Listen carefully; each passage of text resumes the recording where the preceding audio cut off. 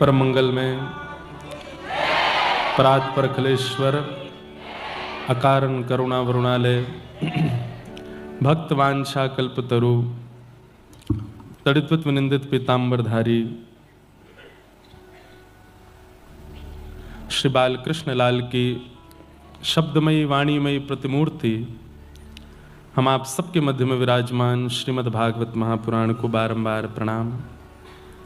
मंच पर विराजमान समस्त विप्रवृंद, समस्त गंधर्वजन और आप सभी श्रोता भाई बंधु मातृशक्ति बालक मित्र सखा सबको जय श्री कृष्ण, जय सिया राम, जय श्रीमन्नारायण, राम कृष्ण हरि, जय जय श्री राधे, गणपति बप्पा मंगल मूर्ति। सबको बहुत बहुत प्रणाम। जय। एक दिना पूरी जय जयकार में ही निकाल दें।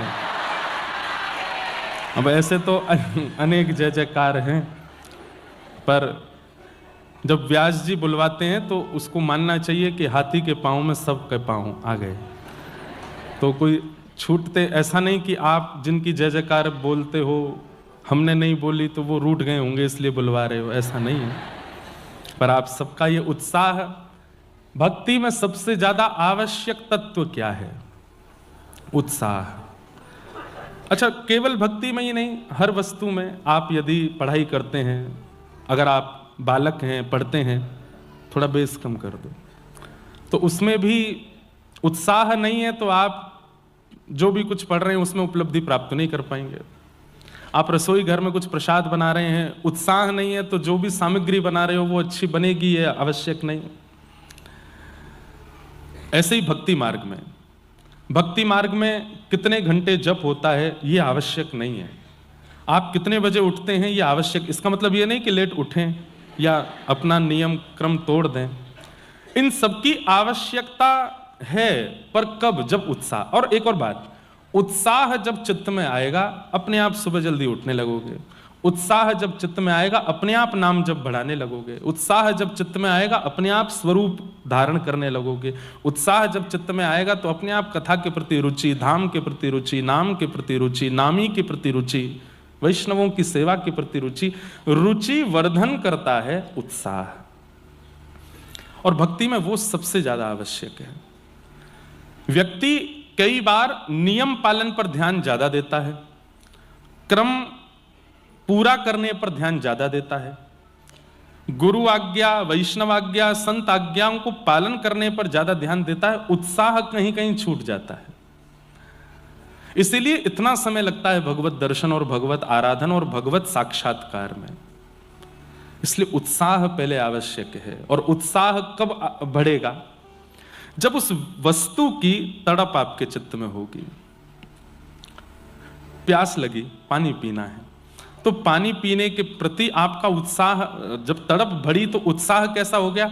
अब आपका नियम है कि आप कोसा पानी पीते हैं तो ही प्यास बुझती है, कई लोग ठंडा पानी पीते हैं तो ही प्यास बुझती है, कई सामान्य पीते हैं तो ही प्यास बुझती है, कई लोग इलायची डाल के पीते हैं, कई लोग केसर डाल के पीते हैं, कई चांदी के पात्र में पीते हैं, कई डिस्पोजल में पीते, सबकी अपनी अपनी रुचि। पर जब उत्साह बढ़ जाता है तो पानी चाहिए चाहे जैसे मिले।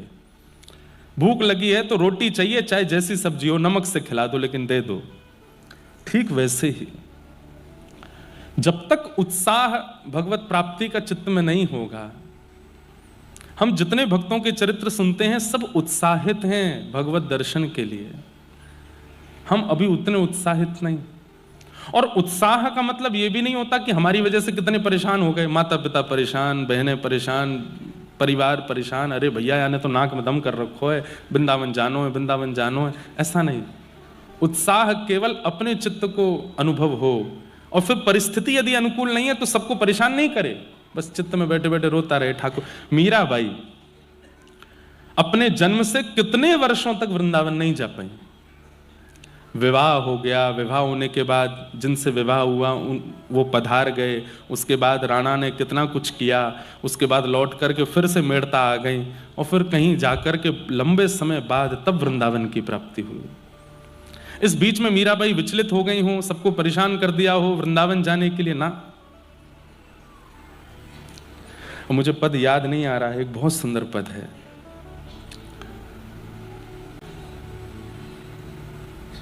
मीराबाई जो वृंदावन जाने वाले होते थे उनको प्रणाम करती थी, और प्रणाम करते हुए कहती थी कि बस उस रज को प्रणाम कर लेना, उस भूमि को प्रणाम कर लेना, उस दिशा को प्रणाम कर लेना जिस दिशा में वृंदावन है। प्रतीक्षा की है। उत्साह का मतलब परेशान करके और बस भागना है, ये उत्साह नहीं। उत्साह में प्रतीक्षा भी होती है, प्रतीक्षा भी है कि जब समय होगा तो मिलेगा। पत्तियां मैं कैसे लिखूं, लिखी ही न जाए, पत्तियां मैं कैसे लिखूं, लिखी। हमने आज वचन दिया है कि 3 दिवसीय मीरा चरित्र बंबई में करेंगे, और हमारे भट्ट परिवार को ही कहा है, जो इस कथा के मनोरथी हैं उनसे ही कहा है कि आप कोई कथा देंगे, और 3 दिवस केवल मीरा चरित्र। मीरा चरित्र में बहुत पद हैं जो अभी तक हमने गाए नहीं। हमारी एक बुरी आदत है कि मुझे पद जब मैं पढ़ता हूँ तब मुझे याद रहता, फिर मंच पे आके मुझे ढूंढना पड़ता कहाँ होगा, कैसे होगा, तो निकल नहीं पाते। नहीं तो बहुत अच्छे अच्छे पद हैं। कलम धरत मेरो कर कांपत है, कलम धरत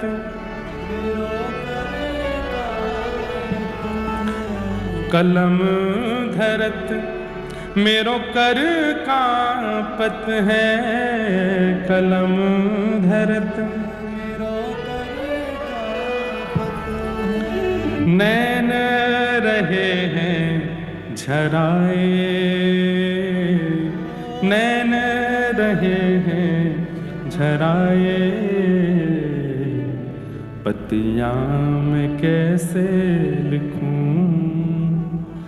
लिखी ही न जाए, पत्तियां मैं कैसे लिखूं, लिखी ही। किसी ने बाईसा को कहा है कि तुम 2 काम किया करो, वृंदावन की बहुत याद आती है लेकिन अभी जा नहीं सकती, तो क्या करोगे? जिस दिशा में वृंदावन है, मेड़ता से वृंदावन जिस दिशा में है, उस दिशा की ओर नित्य प्रणाम किया करो, उस दिशा की ओर बैठी रहा करो, उस दिशा को ही देखती रहा करो। और बहुत ज्यादा याद आवे तो पत्र लिखा करो, और पत्र लिख करके वृंदावन जाने वालों के हाथ वृंदावन भिजवा दिया करो। ठाकुर जी पत्र पढ़ते हैं बंधु, व्हाट्सएप नहीं चलाते ठाकुर जी, उनके पास सोशल मीडिया नहीं है, पर यह बात आप बिल्कुल सत्य मान लीजिए, हमारी ठाकुर जी पत्र पढ़ते हैं। आपके मन के भाव, आपके मन की इच्छा जो हो लिखिए, रात्रि में सोने से पहले अपने ठाकुर जी के पास रख दो, घर के ठाकुर जी को ही पढ़ाओ।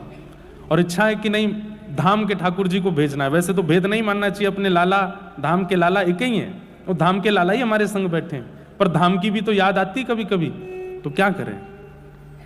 कोई धाम जा रहा हो, मिल जाए तो अच्छा, नहीं मिले तो अपने घर के ठाकुर जी को रात्रि पत्र दे दो, जिद शिकायत करके नहीं, बस दर दो चुपचाप, ला पढ़ लेना। पत्र की अवधि को 24 घंटे होने दीजिएगा, कोई संकेत ठाकुर जी ही दे देंगे, कोई संकेत ठाकुर जी से ही मिलेगा। या तो धाम आप पहुंच जाओगे, नहीं तो धाम आपके पास आ जाएगा। कुछ ना कुछ तो संकेत क्रिया ठाकुर जी करेंगे।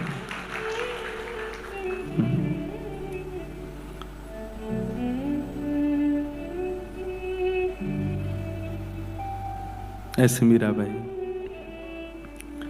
मीरा के प्रभु गिरधर नागर, मीरा के प्रभु गिरधर नागर, चरण कमल रखाए हो, चरण कमल रखाए, पत्तियां मैं कैसे लिखूं, लिखी ही न जाए, पतिया मैं कैसे लिखूं,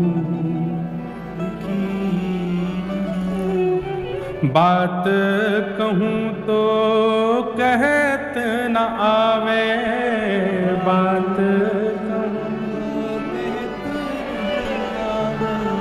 क्यों जियरा रयो है डराए, हो जियरा रयो है।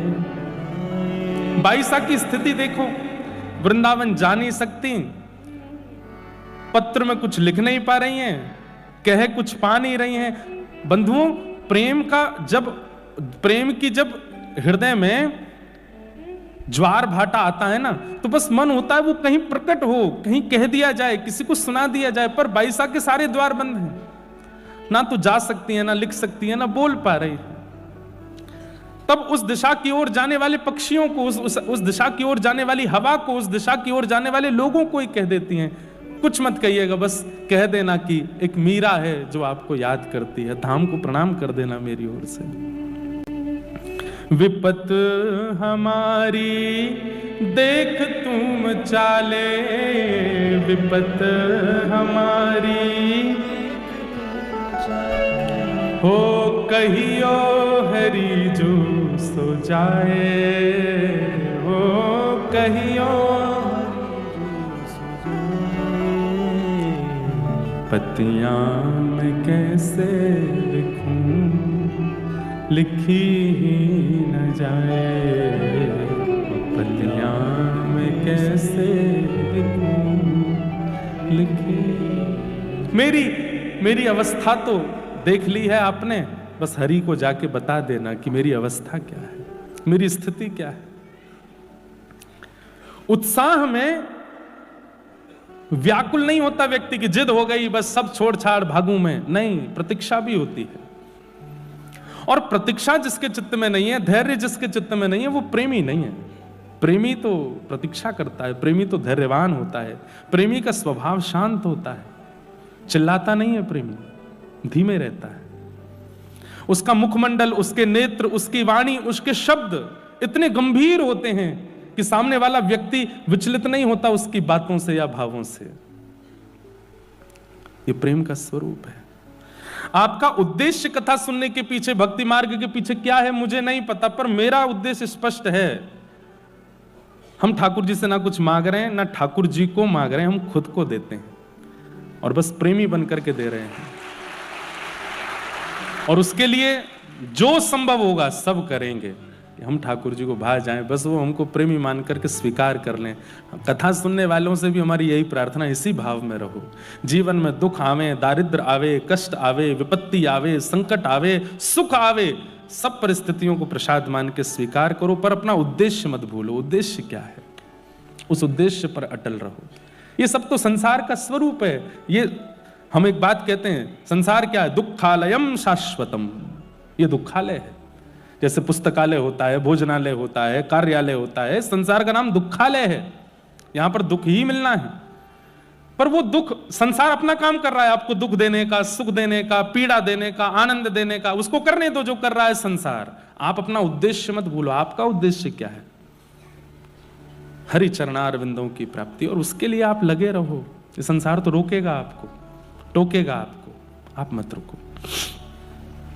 कल हम लोगों ने श्रीमद् भागवत जी के प्रथम स्कंद का श्रवण किया, आज महात्म का श्रवण किया, आज प्रथम स्कंद से कथा का प्रारंभ करते हैं। एक बात और कह दूं बंधुओं, आप लोग इतनी संख्या में आए हैं, आ रहे हैं, बहुत अच्छा है।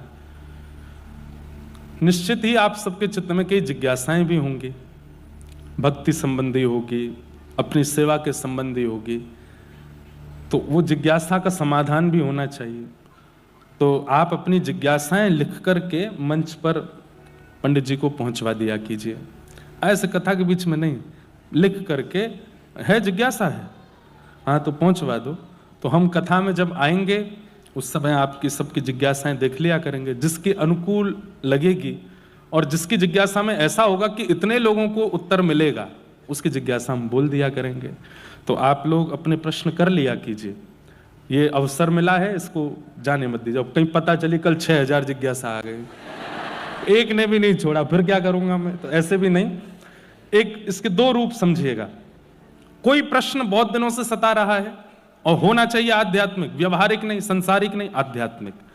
बहुत दिनों से सता रहा है, मन में आ रहा है कि इसके समाधान से मेरी भक्ति में वर्धन होगा, मुझे कुछ नॉलेज प्राप्त हो, ऐसे प्रश्न भी मत कीजिए।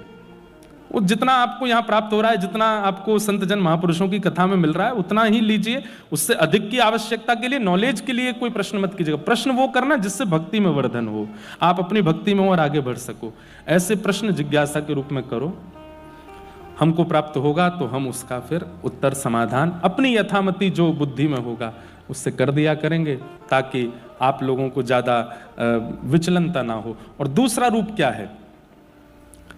जिज्ञासा को चित्त में रख के बैठो और कथा सुनो, और पूर्ण विश्वास के साथ भागवत जी को देखो कि साक्षात राधा रमण लाल, साक्षात गिरधर लाल सामने बैठे हैं, मेरी ये जिज्ञासा है। आप अनुभव करेंगे, अगर विश्वास में ताकत होगी, 3 घंटे के कथा प्रसंग में व्यास जी के मुख से आपकी जिज्ञासा का समाधान अपने आप प्रकट होगा। ये हमने कितनी बार किया। हम अपने पूज्य गुरुदेव भगवान पूज्य पिताजी की जब कथा सुनते थे, अपने गुरुदेव से जब पढ़ते थे, तो बहुत प्रश्न करता था मैं। लेकिन एक दिन जब ये भाव चित्त में डाला गया कि विश्वास के साथ जिज्ञासा लेकर के बैठो और केवल सुनो, भागवत जी को अगर लगेगा कि आपकी जिज्ञासा उचित है तो वक्ता के मुख से अपने आप उत्तर मिल जाएगा। और केवल कथा की बात नहीं, आप जिनके भी प्रवचन सुनते हो, जिनका भी सत्संग सुनते हो, घर में बैठे बैठे जिज्ञासा लेके बैठ जाओ। सुनते सुनते सुनते बस थोड़ा धैर्यवान होकर सुनना, समाधान वहीं मिल जाएगा। तो ये दो हैं, अगर समाधान मिले तो अच्छी बात, नहीं मिले तो लिख करके पूछ लीजिएगा, संशय में मत रहिएगा। आइए, आप कथा के बाद में कुछ कह लीजिएगा, हम आपको मिलेंगे। अभी कथा के बीच में व्यवधान नहीं आवे, है ना। या तो पहले कुछ लिख करके दे दो या बाद में कुछ, बीच में कथा का प्रवाह रोकना नहीं चाहिए, ठीक है। बाद में बोल लीजिएगा, है ना। जन्माद्यस्य यतोऽन्वयादितरतः चार्थे स्वविज्ञस्वराट् तेने ब्रह्महृदाय आदिकवये मुह्यन्ति यत्सूरयः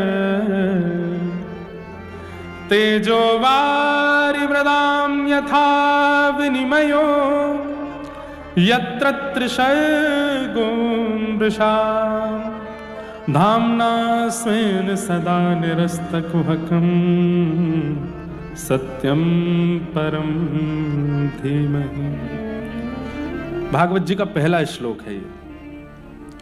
जन्माद्यस्य यतोऽन्वयादितरतः चार्थे स्वविज्ञस्वराट् तेने ब्रह्म हृदय आदि कवये मुह्यन्ति यत्सूरयः तेजो वारि मृदाम यथा विनिमयो यत्र त्रिसर्गो मृषा धाम्ना स्वेन सदा निरस्त कुहकम सत्यम परम धीमहि। अद्भुत हैं भागवत जी। श्रीमद् भागवत जी का वाचन करने वाले की वाणी में विद्वत्ता हो एक बात, उसके चित्त में वैराग्य हो दूसरी बात, पर उसके चित्त में भावना भक्ति की हो ये विशेष बात। एक बार कोई श्रीमद् भागवत जी कथा कर रहे थे, अच्छे विद्वान थे, परंतु कथा सुनते सुनते एक व्यक्ति भाव विभोर हो गया और भाव विभोर होकर के रुदन करने लगा। कोई उसने डिस्टर्ब नहीं किया किसी को, बस वो बैठ करके वहां रुदन करने लगे। तो वक्ता जो थे वो ज्ञान परक कथा करते थे, भावना परक उनकी नहीं थी। तो क्रोध में भर के उन्होंने देखा है उसको, बोले सुनो भाई ये रोना धोना करना है तो बाहर जाओ, यहां बैठ करके रोना नहीं है। जबकि उनके विलाप में स्वर भी नहीं था, वो केवल अश्रुपात कर रहे थे। लेकिन वक्ता को लगा कि भाई ज्ञान की बात है, यहां पर ये भावना ये रोना धोना क्यों। वो जो श्रोता थे उनको बाहर भेज दिया। ये प्रसंग गया श्रीमंत चैतन्य महाप्रभु के पास। महाप्रभु जी को बड़ी पीड़ा हुई। बोले वो विद्वान तो हैं, कथा के वक्ता तो हैं, लेकिन भावना युक्त व्यक्ति को कथा से ऐसे दूर कैसे कर सकते हैं। बहुत दिन तक तो कुछ बोले नहीं, पर एक दिन क्योंकि चैतन्य महाप्रभु श्री राधा कृष्ण मिलित तनु हैं, दोनों का मिलित स्वरूप है, तो कभी कभी उनको आवेश आ जाता था। एक दिन आवेश में आकर के कथा में पहुंच गए और व्यास जी को इतना डांटा इतना डांटा। बोले भागवत जी कहने का तुम्हारा अधिकार नहीं है, तुम विद्वान हो, तुम वैराग्यवान हो, तुम सर्वगुण संपन्न हो, पर तुम्हारी चित्त में प्रेम नहीं है, इसलिए तुम इस मंच पर बैठने का अधिकारी नहीं हो। इतना डांटा, वो बेचारे घबरा गए। सबने महाप्रभु जी को भाव में देखा था, आज क्रोध में पहली बार देखा। महाप्रभु जी को सब लोग वहां से लेकर के गए। क्रोध में वो तो ताम्रवर्ण हो गया था उनका। थोड़ी देर बाद जब भावावेश शांत हुआ तो महाप्रभु जी बोले, क्या हुआ था? तो सबने बताया। बोले, आपने कथा में जाकर के व्यास जी को डांटा। महाप्रभु जी रोने लगे। ये तो अपराध है। व्यासाय विष्णु रूपाय, व्यास तो विष्णु रूप होता है, उसको हमने कैसे ऐसी बात बोल दी? अभी चलो, अभी चलो, मुझे लेके चलो, मैं क्षमा मांगू। और थोड़ी देर बाद ही महाप्रभु जी आए और रोते हुए आके उनको हृदय से लगाया, मुझे क्षमा कर देना, मैंने आपको ऐसा बोला। तो व्यास जी घबरा के बोले, आप दूर ही रहो, अभी तो आके मेरे को इतना सुना रहे थे और अब इतने भावना में आ गए आप। तो महाप्रभु जी ने उनको हृदय से लगाया, बोले ऐसी बात नहीं, पर मैं आपको एक बात कहूं। बोले क्या? अच्छा हुआ कि ये घटना हुई। क्यों? आपसे एक वैष्णव अपराध बन गया था। आपने कथा में एक श्रोता को रोते विलखते देख उनको कथा से दूर किया, जबकि उनकी कथा से किसी को दिक्कत नहीं हो रही थी सुनने से। एक होता है, कई श्रोता ऐसे हो जाते हैं कि वो महाराज भावना तो क्या ही, आसपास के लोगों को सुनने भी नहीं देते। कई बार कई जगह कथा होती है, वहां पे देवी देवता भी आ जाते हैं लोगों में, वो इधर उधर वालों पे बाल बाल छिड़कते हैं, गिरते हैं इधर उधर, ऐसा होता है। ऐसा नहीं। भावना, एक बात और कहूं, संसार के लिए जब विलाप होता है ना तो व्यक्ति बेचैन होता है, पर ठाकुर जी के लिए जब विलाप करता है ना तो वो स्थिर हो जाता है। उसका शरीर फड़केगा नहीं, फिर वो स्थिर रहेगा। नेत्रों में अश्रु होंगे पर मुख से स्वर नहीं होगा। महाप्रभु जी ने समझाया कि तुम्हारा वो दोष दूर हो गया मेरे रोष करने से, अब आप चिंता मत करो, पर अब हमारी आज्ञा प्रेम से स्वीकार करो। कथा में प्रेम चित्त में धारण करो, भक्ति चित्त में धारण करो, भावना से कथा कहा करो। श्रीमद् भागवत प्रेम का विषय है। कथा सुनने के बाद यदि आपके चित्त में प्रेम प्रकट नहीं हुआ, आप अभी भी दोष देखते हैं, अभी भी दूसरों के अंदर आपको कमियां दिखाई देती हैं, अभी भी ईर्ष्यावान आप बने हुए हैं, तो आपने कथा नहीं सुनी है। कथा सुनने का प्रमाण क्या है? आपके चित्त में प्रेम प्रकट हो जाए। कथा सुनने का प्रमाण क्या है? अब आपके शब्द घट जाएं। पहले बहुत बोलते थे, अब कम बोलते हैं, थोड़ा बोलते हैं, अल्प बोलते हैं, शांत रहने की इच्छा होती है। कथा सुनने का अभिप्राय क्या है? ये सब चित्त में प्रकट होना, सहजता, सरलता, दीनता, निर्मलता, ये सब आपके चित्त में, अगर कथा, अनेक सत्संग श्रवण करने के बाद भी ये परिवर्तन आपके चित्त में नहीं आया तो फिर क्या कथा सुनी आपने? जीवे दया नामे रुचि, महाप्रभु जी कहते हैं जीव के प्रति दया और नाम के प्रति रुचि ये बननी चाहिए। कथा सुनने वाला, सत्संग निरंतर करने वाला व्यक्ति ऐसा ही हो जाता है, धैर्यवान, दीनवान, थोड़ा अल्प शब्दावली का प्रयोग करने वाला, परिस्थिति कैसी भी हो एक रस रहने वाला, ज्यादा विचलित ना होने वाला। ये कथा सुनने वाले का स्वरूप होता है। लेकिन खूब कथाएं सुनी, खूब प्रवचन किया, फिर भी दोष नहीं गया, दूसरे के प्रति ईर्ष्या की भावना नहीं गई, क्रोध में कटौती नहीं हुई, शब्दावली घटी तो नहीं और बढ़ गई। कई लोगों में ऐसा होता है, कथा बहुत सुनने से उनके अंदर भी इच्छा हो जाती है हम भी कथा करें। अब हमने बहुत सुन लिया, अब हम सबको सुनाएं। हमने बहुत सुना, अब हमारी सुनो, अब हम क्या कह रहे हैं। कई लोगों में ऐसी इच्छा हो जाती, नहीं, कथा सुनने के बाद तो मौन की इच्छा हो, एकांत की इच्छा हो, धैर्य की इच्छा हो, ये कथा सुनने का फल है। और बंधुओं, ये सारे परिवर्तन 7 दिन बाद होंगे नहीं, जैसे जैसे कथा चलेगी वैसे वैसे होते रहेंगे। एक एक घंटे में परिवर्तन होता रहेगा।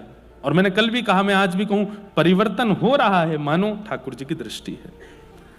लेकिन पूरी कथा होके चली गई, वैसे के वैसे ही रहे, तो अभी जाओ पंडरीनाथ भगवान को प्रणाम करो, आपकी दृष्टि नहीं हम पे। इतना सब कुछ हुआ फिर भी परिवर्तन नहीं हुआ।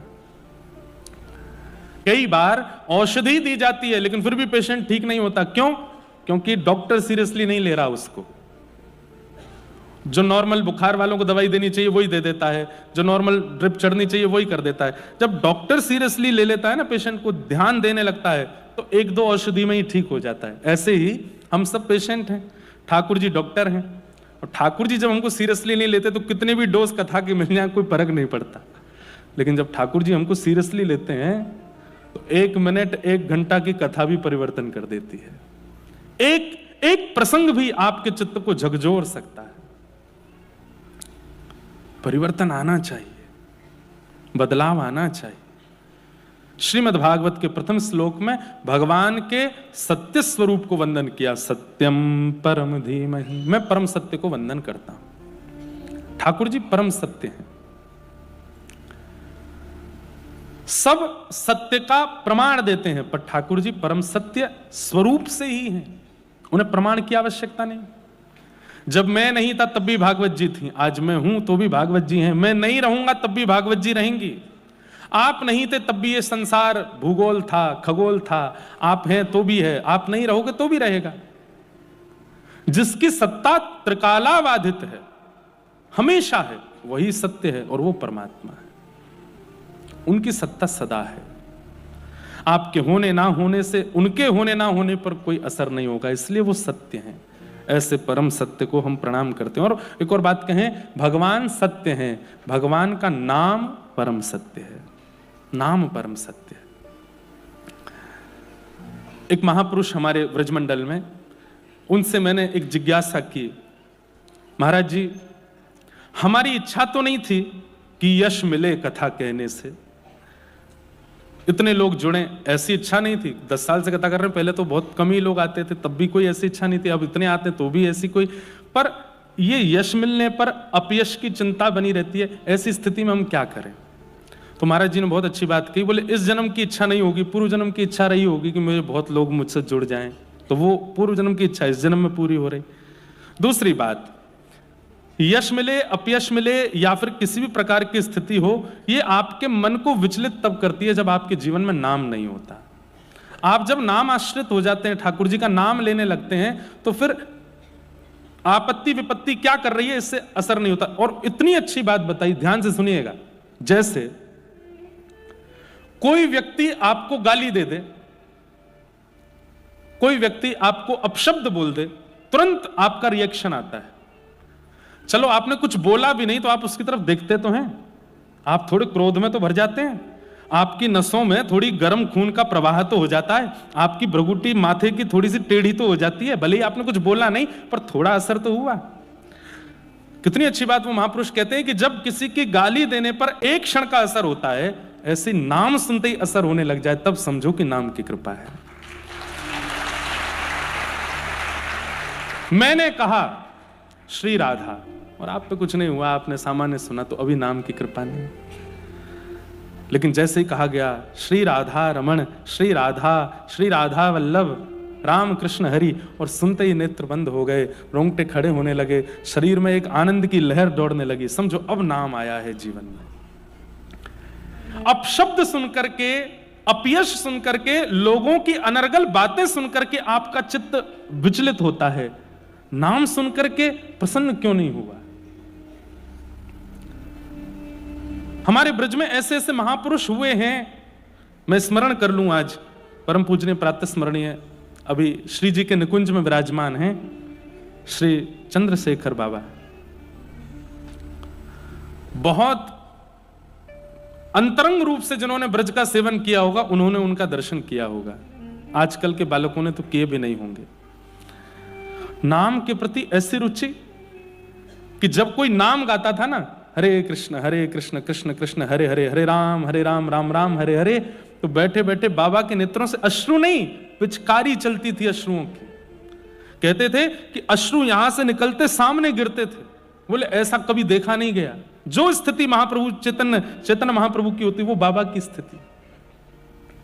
कोई माइक पर कीर्तन कर रहा है, अब माइक पे बोल रहे हैं हरे कृष्ण कृष्ण कृष्ण हरे हरे, तो बोला गया यहां, लेकिन आवाज आ रही है उधर माइक में से, और कोई व्यक्ति निकलता था तो उसको रोक देते, अभी रुक जा, देखो वहां नाम चल रहा है, उसको लांघो मत, नीचे होके जाओ, ऐसे बैठ के जाओ। इतना नाम के प्रति रुचि। हम लोगों की स्थिति बताती है कि हमारे चित्त में क्या है। किसी का अपशब्द हमको विचलित कर देता है, पर नाम हमको प्रसन्न नहीं करता। इससे पता चलता है कि हमारी स्थिति क्या है। स्थिति ऐसी बना लेनी है कि आप मुंबई में रहते हैं, बड़ी बड़ी बिल्डिंग्स हैं यहाँ पर, और कहीं से आपको नाम सुनाई दे जाए तो आपसे भोजन ना बन पाए, आपसे अपना काम ना हो पाए, आप अपने आप को रोक ना पाए, बस मन हो चलें और जाके एक बार उसको देख हमें जो ये नाम गा रहा है, तब समझो नाम की कृपा है आपके ऊपर, नाम आपके भीतर विराजमान है। पुरानी बात है लेकिन कह देता हूं, कांदिवली में हमारी कथा होती थी, 2-3 साल हुई लगातार। तो वहाँ हम ऐसे फ्लैटों में, जैसे यहाँ तो सब घर तो होते ही कम है, यहाँ तो फ्लैट में ही रहते हैं सब लोग, फ्लैट में रुके थे। तो हमारे सब मित्रगण, सब हमारे ब्राह्मण देवता और हमारे कुछ संगीतज्ञ भी थे साथ में। कथा के बाद रात्रि में आए, मन नहीं लग रहा था भोजन प्रसाद करके, क्या करें, तो हमने कि लाओ ढोलक वोलक निकालो, थोड़ा नाम करते हैं। बैठ के महाराज कीर्तन गाने लगे, मन चल वृंदावन धाम, अभी नहीं गा रहा हूं, रटेंगे राधे राधे नाम, मिलेंगे कुंज बिहारी, ओढ़ के कामर का। अब एक भैया हमारे बिल्कुल ब्रज की तरह नृत्य कर रहे थे, और महाराज ताली बजा बजा करके, और बिल्कुल जैसा ब्रज में नृत्य होता है, और खूब जोर से ढोलकी बजा बजा करके खूब नाच रहे, गा रहे थे।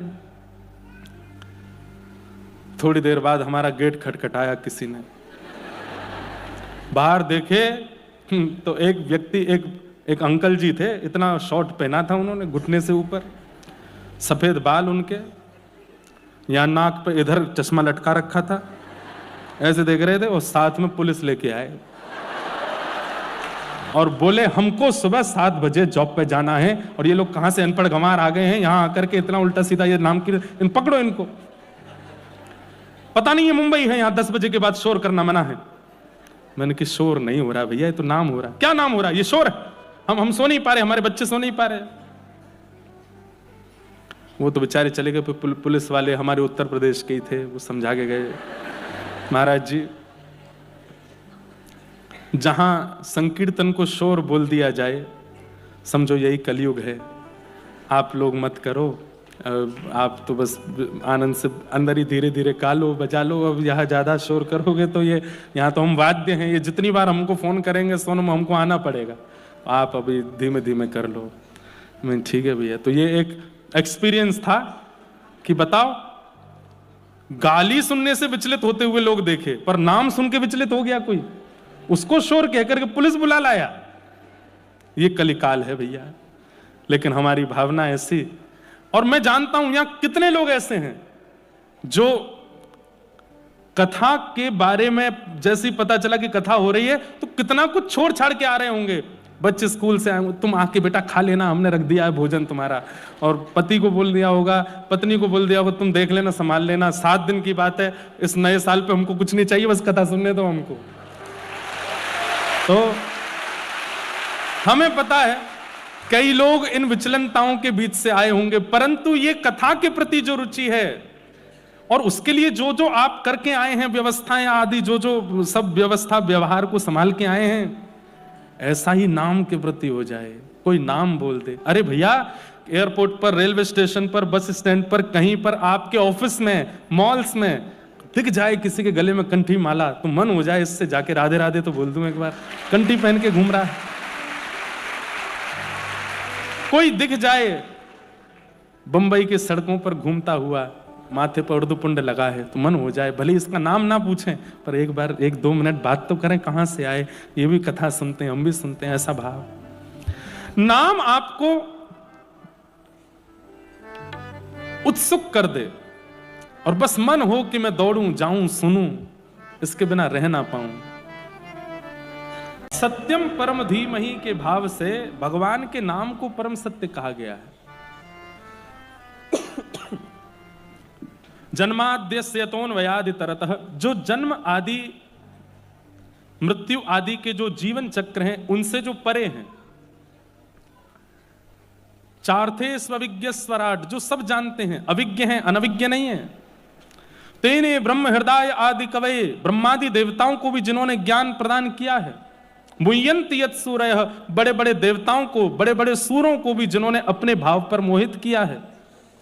तेजो वारि मृदाम यथा विनिमयो, पृथ्वी अग्नि जल वायु आकाश 5 तत्व जिनके अधीन है, ऐसे परम सत्य को हम वंदन करते हैं और हमें लगता है ऐसा परम सत्य भगवान का नाम ही है। प्रभु श्री कृष्ण का जन्म कहां हुआ, इसका उत्तर आपके पास होगा। देवकी मैया के गर्भ से हुआ, यशोदा मैया के लाला हैं। पर नाम का जन्म कहां से हुआ? नाम की ना कोई जननी है ना कोई पिता है। तो ये बात सिद्ध होगी कि जन्माद्यस्य यतोऽन्वयादितरतः, अपने भावना से हम इसका अर्थ कर रहे हैं। नाम तो जिह्वा पे प्रकट होता है, नाम को प्रकट करने के लिए कोई माता पिता तो है नहीं। तो जिनके कोई माता पिता नहीं, वो भगवान का नाम ही है। नाम के माता पिता नहीं होते, गुरु के द्वारा प्रदत्त किया जाता है। अविज्ञ है, अनविज्ञ नहीं है, नाम सब जानते हैं। जैसे कई बार कहते हैं अंते नारायण स्मृति, अंत में नारायण का स्मरण हो तो जीवन सफल है। आपने संपूर्ण जीवन कुछ भी किया और अंतिम श्वास निकलते समय अगर भगवान का नाम याद नहीं आया तो फिर जीवन की हर क्रिया का फल आपको मृत्यु के बाद नरक स्वर्ग में भोगना पड़ेगा। लेकिन यदि आपने अंतिम श्वास में हरि स्मरण कर लिया, प्राण निकलते समय मुख से निकला हरि बोल और प्राण निकल गए, प्राण निकलते समय मुख से निकला श्री राधा और प्राण निकल गए, प्राण निकलते समय मुख से निकला जय श्रीमन नारायण और प्राण चले गए, तो फिर जीवन में जो कुछ भी किया है गलती से जानबूझ करके जो सब खत्म, किसी को देखा नहीं जाएगा फिर। लेकिन ये सुनने में जितना आसान है, होने में उतना ही कठिन है कि अंत में नारायण स्मरण होता ही नहीं है। बहुत ध्यान से सुनिएगा।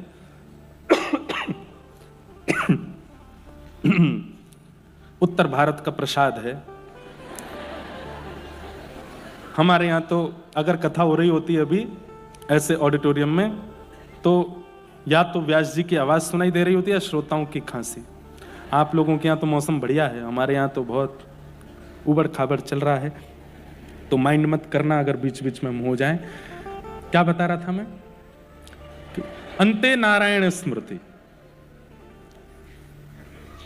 व्यक्ति जीवन भर कुछ भी कर ले और अंत में नारायण स्मरण करे तो उसके जीवन के किए हुए समस्त दोष भुला दिए जाते हैं, पर अंत में नारायण स्मरण होता ही नहीं। कहते हैं कि व्यक्ति के जब प्राण निकलने की स्थिति आती है उसको अपना पूरा जीवन याद आता है।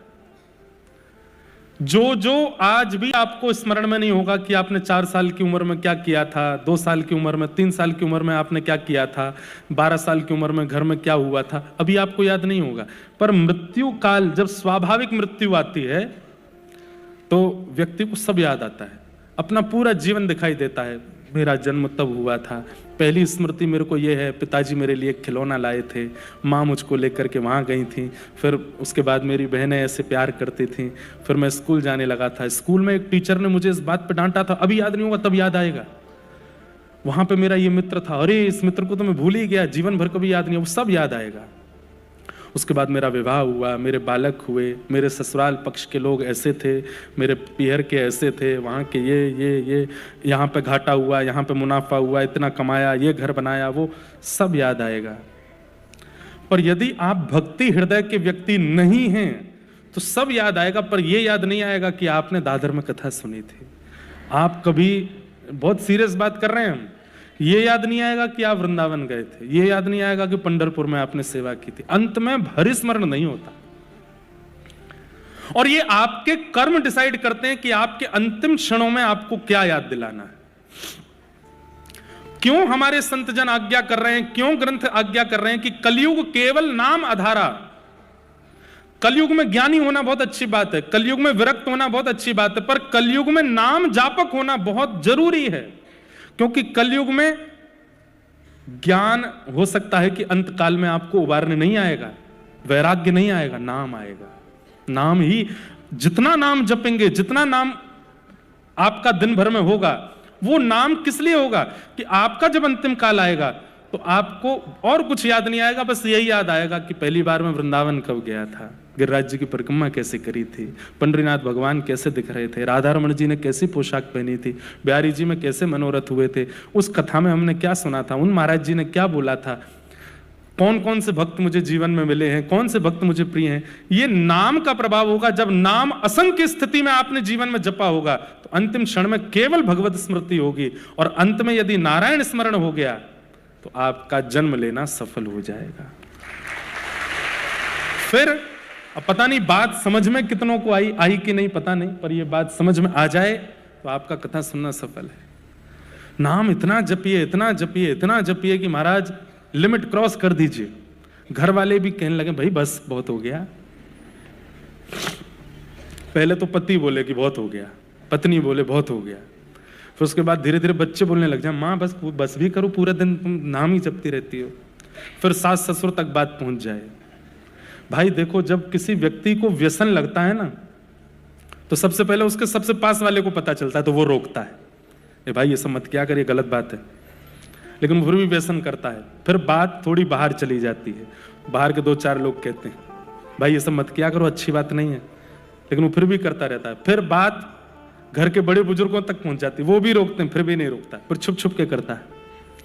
और एक समय आती है, मीराबाई कहती हैं अब तो बात फैल गई जाने सब कोई, अब तो बात फैल गई जाने सब कोई, क्या मेरे तो गिरधर गोपाल, मेरे तो गिरधर गोपाल, दूसरों न कोई, दूसरों न कोई, मेरे तो गिरधर गोपाल। अब तो फैल गई बात। उस दिन मानो हर व्यक्ति टोक जाता है आपको, भाई बस कर, इतना क्यों करता है। तब समझो कि अब नाम शुरू हुआ है। अब जितने संसारी हैं इन सबको पीड़ा हो रही है मेरे नाम जाप से। मतलब छुप के करो, बैठ के करो, बिना दिखाए करो, करो, लिमिट क्रॉस कर दो नाम जप में। पता चली 2 महीने बाद घर में कलेश हो रहे हैं बंबई में, कौन करवा के गया, महाराज जी करवा के गए। वही कह के गए थे ऐसा नाम करो। नहीं, विपरीत तो देखो, जब आप भक्ति मार्ग में आएंगे ना तो समाज विपरीत होगा। पता नहीं क्यों कुछ लोगों के चित्त में कलयुग प्रवेश करके आपको दोषी दिखाने लगेगा कि ये दोषी है, इसका अपमान करो। और बस उस समय धैर्य रखिएगा, धैर्य मत टूटने दीजिएगा। कई बार बंधुओं, समाज आपके पीछे पड़ता है अपनी इच्छा से, कई बार ठाकुर जी पीछे पड़वाते हैं आपको परखने के लिए। हमारे कल मैं कथा प्रसंग सुना रहा था श्री पुरंदर दास जी का, उनके साथ भी एक लीला करी विट्ठल भगवान ने। ध्यान से सुनना। तो एक बार की बात है, दरबारी पुरंदर दास जी, कल हमने कथा सुनी थी उनके प्रसंग में कि वो महाकंजूस थे, फिर विट्ठल भगवान ने एक लीला करके उनको भक्त बना लिया। जिन्होंने कल नहीं आए थे वो कल की कथा सुन लेना, तो पुरंदर दास जी का चरित्र आ जाएगा स्मरण में। तो जब वो भक्त बन गए, अब तो ऐसा होने लगा कि जैसे ही भक्ति प्रारंभ होती है ना बंधुओं, एक बात बहुत ध्यान से सुनिएगा, जब भक्ति प्रारंभ होती है तो कुछ समय तक अनुभूतियां बहुत होती हैं। जैसे आप घर में ठाकुर जी लेके आओगे, पहले पहले सेवा करना प्रारंभ करोगे, बहुत दिनों तक अच्छी अच्छी अनुभूति होंगी। ओह देखो ये संकेत कर रहे हैं, ये ऐसा कह रहे हैं, ये ऐसा कर रहे हैं, सब कुछ आपके अनुकूल और आपके बिल्कुल ऐसा लगेगा कि संकेत हो रहा है। पर कुछ समय बाद संकेत होने बंद हो जाएंगे। संकेत होने भी बंद हो सकते हैं, या फिर दूसरा आप कहो कि आप इतनी सेवा कर चुके कि अब आप यूज्ड टू हो गए सेवा के, अब आपको संकेत होते ही नहीं है। रोज 6 बजे सेवा होती थी सुबह प्रारंभ, अब कह रहे ठीक है 7 बज गए, कोई बात नहीं, 8 बज गए, ठीक है घर गई तो ठाकुर जी कर दो। ऐसी स्थिति आने लग जाएगी, संकेत धीरे धीरे कम होंगे। बीच में ये स्थिति सबकी बनती है। बहुत बिरले ही ऐसे होते हैं जिन पर गुरु कृपा या नाम की कृपा होती है, जिनके जीवन में भक्ति में ये थोड़ा आलस्य नहीं आता हो, नहीं तो आ जाता है। तो पुरंदर दास जी जब भक्त बन गए और पंढरपुर सब छोड़ छाड़ के पंढरपुर में आके निवास करने लगे, तो उनका इतना यश हो गया सब जगह कि पुरंदर दास जी अब जब मंदिर में आते थे ना, तो विट्ठल भगवान के श्री अंग से एक दिव्य सुगंधी निकलने लगती थी, और पंडरीनाथ भगवान के मुखमंडल पर एक अलग तेज आ जाता था। और दर्शन करते करते लोग आश्चर्यचकित हो जाते थे, हम तो बहुत देर से देख रहे हैं, अभी तो ऐसे नहीं चमक रहे थे, अचानक से कैसे चमकने लगे। तो पुजारी जी कहते पुरंदर दास आया है, उसको देख के ठाकुर जी चमकते हैं, खुश होते हैं।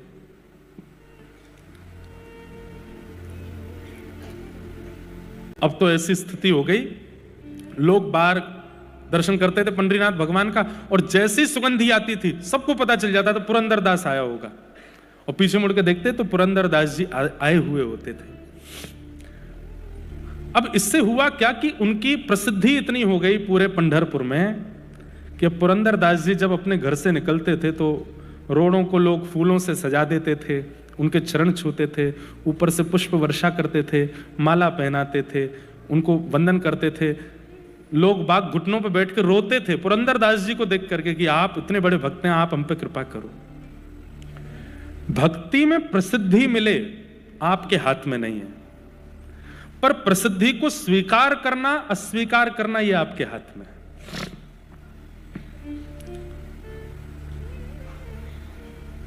कई प्रसंग जरूरी नहीं आपको ही सुनाए जा रहे हो, कई बार मैं खुद को भी सुनाता हूं।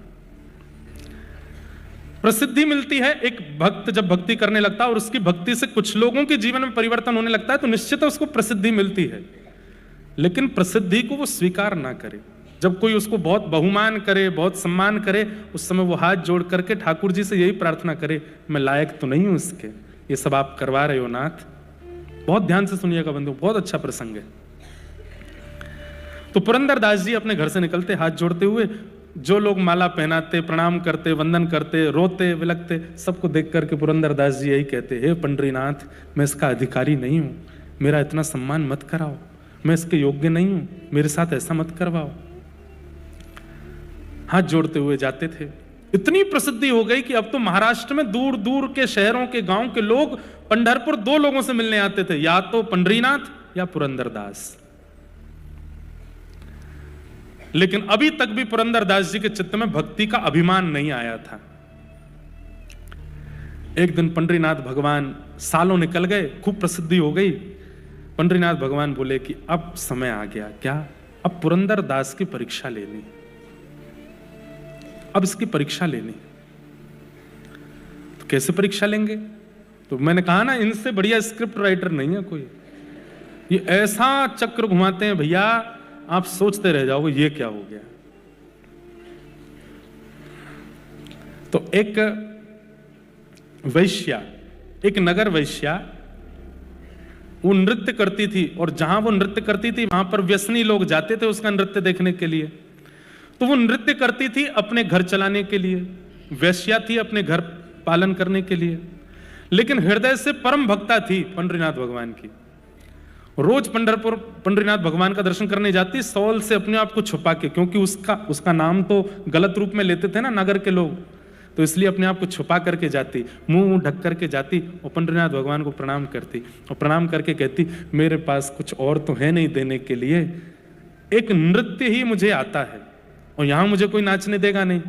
हे नाथ, मेरी भक्ति केवल इतनी है कि मैं रोज सज करके तैयार होकर के नृत्य इसलिए करती हूं कि किसी दिन उन व्यसनियों की भीड़ में आप आओगे मेरा नृत्य देखने और मैं नाचूंगी, आप देखोगे। और रोज पूछती, कब आओगे आप, कब आओगे आप, कब आओगे आप। अब स्थिति ये हो गई कि वो वैश्या रोज जाती है और ठाकुर जी के आगे जाके अब डांटती है, मेरे पास क्यों आओगे, वैश्या हूं ना, अपने शरीर को संसार के रंजन में लगा रखा है ना, ये संसार तो मुझे अपवित्र बोलता ही है, लेकिन आप पतित पावन अपने आप को कहना बंद कर दो, क्योंकि पतित पावन वो जो पतितों को भी स्वीकार करता हो। मैं पतित हूं इस पंढरपुर में, आपने अभी तक मुझे स्वीकार नहीं किया, आप पतित पावन कैसे हो गए? सबके यहां आप गए हो, सबके ऊपर आपने कृपा की है, मुझ पर कृपा क्यों नहीं? केवल इतना ही तो मांगती हूं कि किसी दिन मेरे नृत्य में आप आ जाओ। जब वो रोने लगी, ठाकुर जी को डांटने लगी और इस प्रकार से विलाप करने लगी, ठाकुर जी बोले, अब ये इसके नृत्य में हम जाएंगे। तो कैसे जाएंगे? तो ठाकुर जी बोले, एक पंथ दो काज, पुरंदर दास की परीक्षा भी हो जाए और इसके नृत्य में हमारा जाना भी हो जाए। कैसे करें? जय हो डायरेक्टर साहब, सही में अद्भुत है ये। क्या किया पता है? पुरंदर दास का रूप धारण करके नृत्य में चले गए। वैश्या नाच रही है और लोग बाग पी रहे हैं, खा रहे हैं, उस पर पैसे उड़ा रहे हैं, धुआं उड़ा रहे हैं और गंदी गंदी बातें कर रहे हैं। बिल्कुल बिल्कुल मतलब कोई धार्मिक व्यक्ति भी वहां प्रवेश ना करे, तिलक वाला भी प्रवेश ना करे, पुरंदरदास तो बहुत बड़ी बात है। ऐसी सभा थी और वहां पे वो वैश्या नाच रही थी और इतने में ही पुरंदरदास वहां आए। तो जो लोग आड़े टेढ़े लेटे थे, पहले तो पुरंदरदास को देखे, आज ज्यादा चढ़ गई है हमको, हैं ये कहां से आ गए यहाँ पे। पुरंदरदास को देख करके अपनी आंखें मीड़े, फिर खोल के देखे, है तो वही। पुरंदरदास जी वहां पहुंचे और जाकर के जो बैठे थे उनसे, लाओ भाई मसनद हमारे लिए भी लगाओ, आज हम भी देखें क्या नृत्य है। लेकिन वो वैश्या, उसके तो हाथ पांव कांपने लगे। बोले कि हरि नहीं आए लेकिन हरिजन आ गए हैं, और हरिजन आए हैं। बंधुओं, हरि अगर प्रसन्न होंगे तो वैकुंठ प्रदान करेंगे, लेकिन हरिजन यदि प्रसन्न होंगे तो हरि को प्रदान कर देंगे।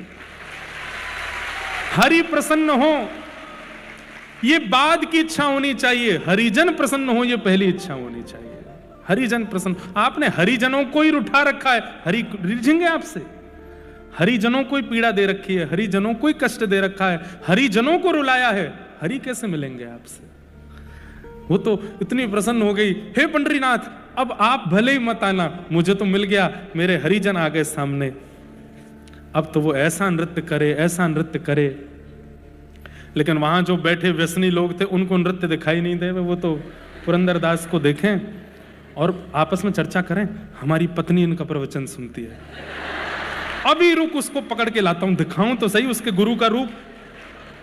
दौड़ा दौड़ा गया, कोई अपनी पत्नी को बुलाने गया, कोई अपने मित्रों को बुलाने गया, कोई अपने जो जो प्रवचन सुनते थे, जो जो उनको प्रणाम करते, सबको खींच के ला, देखो तुम्हारा पुरंदरदास क्या कर रहा है। और सब लोग आकर के अपने मुंह पे हाथ, हाय राम, हाय ये पुरंदरदास वैश्या, छी छी, राम राम राम राम राम। हमसे कहा मोह माया से दूर रहो, खुद आ गए यहां पर, हमसे कहा ऐसे मत करो, और खुद बैठे यहां पर वैश्या का नृत्य देख रहे हैं। और महाराज हद तो तब हो गई जब वैश्या ने नृत्य करके नित्य विराम किया, तो पुरंदरदास जी पर वाह वाह वाह वाह, क्या दूं क्या दूं क्या दूं, इतना अद्भुत नृत्य। तो अपने हाथ के सोने का कड़ूला उतार करके वैश्या को दे दिया, बहुत अच्छा नाचती हो, क्या मैं तो आनंदित हो गया। अब तो महाराज काना फूसी होते होते सुबह हुई नहीं, रात में पूरे पंढरपुर को पता चल गया कि ऐसा हुआ है। सोचो उस समय तो सोशल मीडिया भी नहीं था, तब तो कानों कानों से बात पहुंच गई। कभी कभी मुझे लगता है भक्ति का प्रसंग आग की तरह नहीं फैलता। भक्ति का प्रसंग कैसे फैलता है, शहद की तरह, शहद को फैला दो, उसको यहां से वहां पहुंचने में, शहद भी लिक्विड फॉर्म है, बहुत धीरे धीरे जाएगा, ये भक्ति का स्वरूप है। और संसारी विषय कैसे फैलेगा, जैसे कोई पेट्रोल में आग लगा दो, एक संग सब धराशायी। आपको प्रचार के लिए पैसा वेस्ट करने की आवश्यकता नहीं है। इस संसार का विषय ही ऐसा है कि एक क्षण में लोग बाग उसको एक दूसरे को ले ले ले, देख देख देख, ये क्या हुआ क्या हुआ क्या हुआ। उस समय पे ये हो सकता था, तो आज कौन सी बड़ी बात है। पुरंदरदास जी का इतना अपयश हो गया। अब पुरंदरदास जी प्रेम से सो रहे थे, तो पंडरीनाथ भगवान थे, पुरंदरदास थोड़े ही थे। ठाकुर जी बढ़िया मटकते हुए जा रहे हैं, सब जो लोग बाग खड़े थे मुंह पे हाथ धर के, क्या नाचती है ये एक।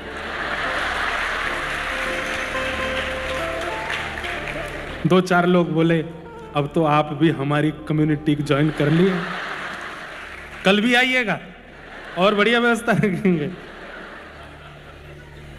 इसलिए हम कहते हैं बहुत बढ़िया डायरेक्टर हैं ये। लेकिन ठाकुर जी तो अंतर ध्यान होके मंदिर पहुंच गए। मंदिर में जाकर के आप खड़े हो गए, रुक्मणी जी क्रोध में खड़ी, क्या करके आए हो ये? पूरी लीला देखी मैंने आपकी, ये सब क्या करके, बेचारे पुरंदरदास का ऐसा अपयश आप क्यों करवाया है? देवी ये मैं परीक्षा ले रहा हूं। पुरंदर अब भक्त हो गया है, उसका इतना सम्मान हो गया है, पूरा जगत उसको पूजने लगा है। ये परिस्थिति देख करके मैं देखना चाहता हूं वो मेरे प्रति अब कैसा भाव रखेगा। उसके मन में क्या आएगा। और तुम भी देखना, ये परीक्षा मुझे करनी है, और केवल पुरंदर की नहीं, मैं अपने सब भक्तों की ऐसी परीक्षा लेता हूं, मुझे करने दो। प्रातःकाल आज का सूर्य उदय सुखद नहीं था। अब हंसना नहीं, गंभीरता से सुनना। पुरंदरदास जी नित्य के भांति सुबह ब्रह्म मुहूर्त में उठे।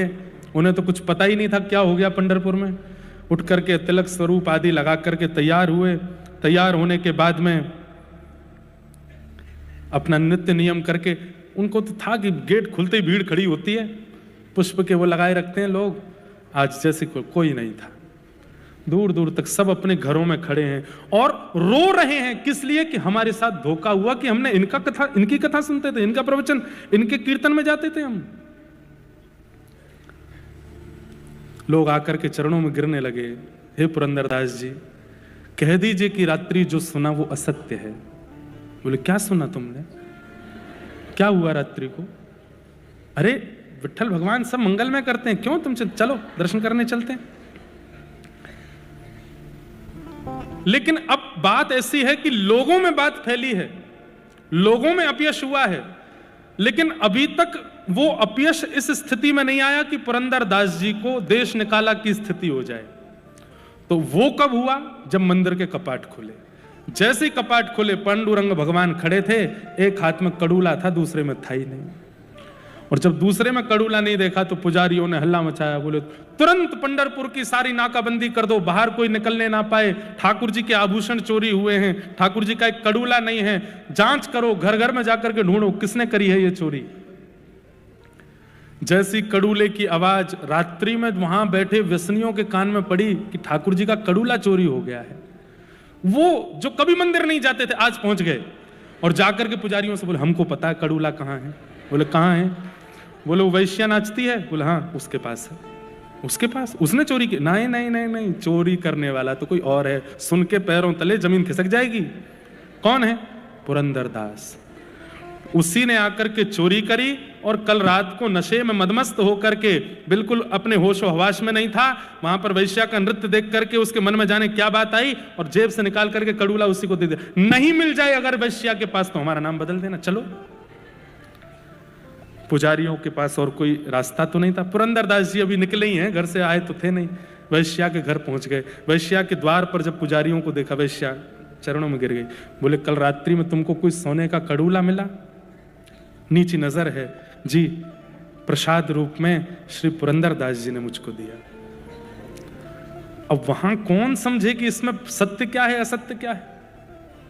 वैश्या अपने मुख से कह रही है कि मुझे पुरंदरदास जी ने दिया, और जैसे ही भीतर से वो कड़ूला ला करके दिया, पुजारियों के नेत्रों में आंसू आ गए और चेहरा तांब वर्ण का हो गया। बोले इतना पाखंड पुरंदरदास ऐसा कर सकता है? जा करके कड़ूला धो करके ठाकुर जी को पधरा दिया और कहा आज पुरंदरदास नहीं बचेगा। पुरंदरदास जी जैसे मंदिर पहुंचे, द्वार पर ही ब्राह्मणों ने रोक लिया। बोले तुम्हारी इतनी हिम्मत, ऐसा किया तुमने? पुरंदरदास जी बोले मैंने क्या किया मुझे नहीं पता। बोले सुनो, अब ये अपनी सफाई देगा, अपनी अपनी बातें करेगा, उससे पहले ये कुछ कहे हमें सुनना ही नहीं है, बांध दो इसको एक खंबे से। और खंबे से पुरंदरदास जी को ऊपर से नीचे तक बांध दिया और पंढरपुर के लोगों को कहा हमारे ठाकुर जी के ये वैश्यागमन करता है हमें कोई दिक्कत नहीं, ये व्यसन करता है हमें कोई दिक्कत नहीं, पर हमारे ठाकुर जी की चोरी करता है इससे हमें दिक्कत है। हे पंढरपुर निवासियों, अब तो बदला तब पूरा होगा, एक एक करके आओ और आकर के पुरंदरदास पर प्रहार करो। खंबे से बंधे हैं पुरंदरदास, नहीं पता कि मैंने क्या किया। और एक एक करके लोग, सबसे लाइन में सबसे आगे वही खड़े थे जो वैश्यागमन करते थे। सबसे आगे आकर हमारी पत्नियों को कथा सुनाता है, हमारे बच्चों को भक्त बनाता है, खुद के काम देखे थे ना, खूब भला बुरा कह रहे हैं, मार रहे हैं उल्टा सीधा। पुरंदरदास जी के नेत्रों से आंसू गिर रहे हैं और भीतर पंडरीनाथ भगवान खड़े हैं। रुक्मणी जी रोष कर रही हैं, कैसे हो आप? यहां ये पुरंदरदास के साथ इतनी अनीति की जा रही है और आप यहां खड़े खड़े मुस्कुरा रहे हैं। पंडरीनाथ भगवान बोले अब वो देखना जो मैं तुम्हें दिखाना चाहता हूं। रुक्मणी जी ये बताइए कि पुरंदरदास के मन में क्या चल रहा होगा इस वक्त। उसे नहीं पता कि उसने कुछ गलत किया है, उसे नहीं पता कि क्या हुआ है, पूरा नगर उसके खिलाफ खड़ा है। पर ऐसी स्थिति में पुरंदरदास के मन में क्या चल रहा होगा, आप बताओ। रुक्मणी जी बोली, क्या चल रहा होगा? वो खुद से पूछ ही रहा होगा कि मैंने किया क्या, मेरा अपराध क्या है। पंडरीनाथ भगवान बोले, अब मेरी दृष्टि से देखो, मैं दिखाता हूं उसके मन में क्या चल रहा है। तो पुरंदरदास जी के चित्त में जब झांक करके देखा तो पुरंदरदास जी अपने चित्त में नाच रहे थे। क्यों? कह रहे थे, अरे पुरंदर, तुझे ठाकुर जी ने दंड दिया था कि तीर्थों में जा जा करके सब तीर्थ के देवताओं की स्तुति करना, और ऐसा शास्त्रों में लिखा है कि पुण्य क्षेत्रे कृतम अन्य क्षेत्रे कृतम पापम पुण्य क्षेत्रे विनश्यति, और पुण्य क्षेत्रे कृतम पापम वज्रलेपो भविष्यति। भैया, घर परिवार में किए गए पाप पुण्य क्षेत्र तीर्थ में जाकर के नष्ट हो जाते हैं, पर तीर्थ में किए गए पाप तो पत्थर की लकीर हो जाते हैं। पुरंदर अपने मन में विचार कर रहा है, मैं इतने दिन से तीर्थ यात्रा पे था, निश्चित ही तीर्थों में मुझसे कुछ अपराध हुआ होगा। और पंडरीनाथ सोच रहे होंगे कि तीर्थों में किए गए पाप पत्थर की लकीर ना बन जाएं, कैसे भी करके अपयश करवा करके इसके तीर्थों के पाप नष्ट करवा दिए जाएं, इसलिए पूरे पंढरपुर के द्वारा मेरा अपयश करवा रहे हैं। मुझसे निश्चित ही तीर्थ क्षेत्रों में पाप बना होगा, ये पंडरीनाथ भगवान मेरा भला करवा रहे हैं। मेरे कोई शेष पाप रह गए होंगे, उनको इस अपयश के द्वारा, ये लोगों की अनर्गल बातों के द्वारा ठाकुर जी कटवा रहे हैं। कोई बात नहीं पुरंदरदास, विट्ठल ने तेरे लिए अच्छा सोचा है, इसलिए सब हो रहा है, स्वीकार कर ले। रुक्मणी जी के नेत्र सजल हो गए और पंडरीनाथ भगवान के चरणों में प्रणाम करते हुए कहते हैं, हे भगवान, मैं मान गई आपके भक्तों के चित्त को, जो कैसी भी परिस्थिति जीवन में आ जाए लेकिन विचलित नहीं होते हैं। अब भी वो यही सोच रहा है कि आपने उसके लिए कुछ अच्छा सोचा है, इसीलिए ये सब हो रहा है। पर अब इसके ऊपर होने वाली पीड़ा मैं सह नहीं पा रही हूं, अब आप कुछ करो। और तभी पंढरपुर में मानो जैसे एक आकाशवाणी जैसे होने लगी, पूरे पंढरपुर के लोगों को सावधान की स्वर सुनाई देने लगा। सब विचलित हो गए, कहां से आ रहा है स्वर। तभी देखा मंदिर में खड़े पांडुरंग भगवान बोल रहे हैं, मैं बोल रहा हूं, अभी इसी वक्त पुरंदरदास को खोल दो। इसने कोई भी पाप नहीं किया है, इसने कोई भी ऐसा अनर्गल कृत्य नहीं किया है। उस वैश्या की इच्छा थी कि मैं उसके नृत्य में जाऊं, पर मैं अपने रूप में जाता तो वो नृत्य नहीं कर पाती, इसलिए मैं ही पुरंदरदास का रूप धारण करके गया और उस वैश्या के नृत्य में जाकर के मैंने ही अपना कड़ूला प्रदान किया। वास्तव में इस कृत्य के द्वारा मैंने दोनों को स्वीकार किया है, पर तुम लोग समझ नहीं पाए। सुनते ही सब पंढरपुर के लोग ठाकुर जी के चरणों में वंदित हो गए, हमें क्षमा कर दो नाथ, हम जान नहीं पाए, हम समझ नहीं पाए। बंधुओं, जब जीवन में नाम विराजमान होता है, जीवन में भक्ति विराजमान होती है, तो आपको हर परिस्थिति, आप गिर भी जाओगे ना, पैर में घुटने में चोट लगेगी, संसारी लोग होंगे तो क्या सोचेंगे, कोई गाली दे रहा है तभी गिर गया मैं। लेकिन भक्त क्या सोचेगा, ठाकुर जी शायद इसमें कुछ भलाई चाहते हैं, मेरे पैर का हड्डी टूटी, शायद इससे ठाकुर जी कुछ अच्छा करना चाहते हैं, इसलिए ये विचार कभी मन से जाने मत दो। बंधुओं, जो हो रहा है आपके साथ, ध्यान से सुनिएगा, जो हो रहा है आपके साथ ये तो कुछ भी नहीं है, इससे भी खतरनाक हो सकता है। उस स्थिति में भी ये विचार मन में रखना कि ठाकुर जी ने कुछ अच्छा ही सोचा है, ये मेरे साथ कुछ गलत नहीं होने देंगे ठाकुर जी ने। फिर पता है क्या होगा, अगर आपके प्रारब्ध के कारण कुछ गलत होना भी होगा, लेकिन आपकी ऐसी विचारधारा होगी कि नहीं ठाकुर जी ने कुछ अच्छा ही सोच के रखा है, तो ठाकुर जी अच्छा ही कर देंगे, उसको बिगड़ने नहीं देंगे। पर उसके लिए करें क्या, नाम को चित्त में विराजमान करो, सदा सत्संग सुनते रहो, सदा कथाएं सुनते रहो, नाम जपते रहो। ये तभी संभव हो पाएगा कि परिस्थिति सामने आएगी और आप विचलित नहीं होंगे। नाम से ठाकुर जी की प्राप्ति, निकुंज की प्राप्ति, कुंज की प्राप्ति अगला विषय है। पहला विषय तो संसार है, इसकी हर परिस्थिति से जूझना नाम सिखाता है। इसलिए नाम वही परम सत्य है, उसे हम वंदन करते हैं। पुरंदरदास जी के साथ ऐसी लीला करके ठाकुर जी ने उनके चित्त को तो कई बार, और कई बार नहीं, हर बार परिस्थिति ठाकुर जी ही भेजते हैं आपको परखने के लिए। अब उसमें आप मेरे सामने कई लोग कह सकते हैं ऐसा भी कर सकते हैं भगवान, ऐसा भी कर सकते हैं, देखो ये तो इतना गलत काम है, ये भी कर सकते हैं क्या भगवान? अब वो आप अपनी स्थिति में चाहे कितने भी भीतर चले जाओ, पर आपके मन की परिस्थिति को परखने के लिए ही सब कुछ होता है। उस समय विचलित मत होना।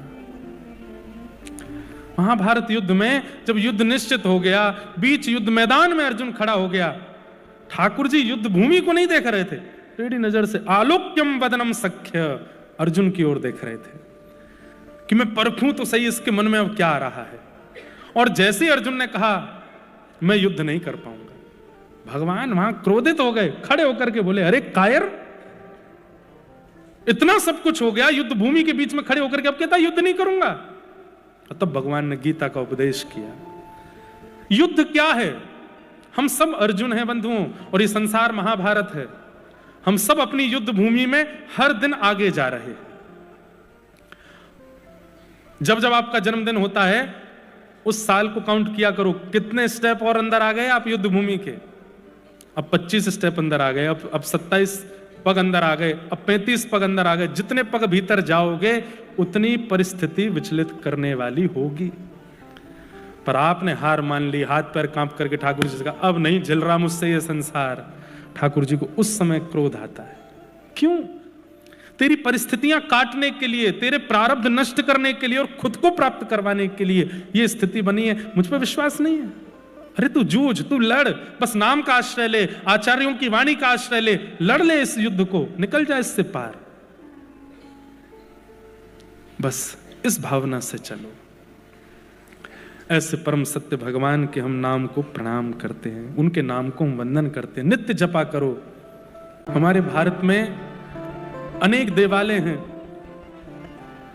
परंतु एक हमारे श्री व्रजधाम में गोवर्धन नाथ गिरिराज जी और दूसरे आपके महाराष्ट्र के श्री पंडरीनाथ, ये दो ऐसे ठाकुर हैं जो सबको छूने का अधिकार देते हैं।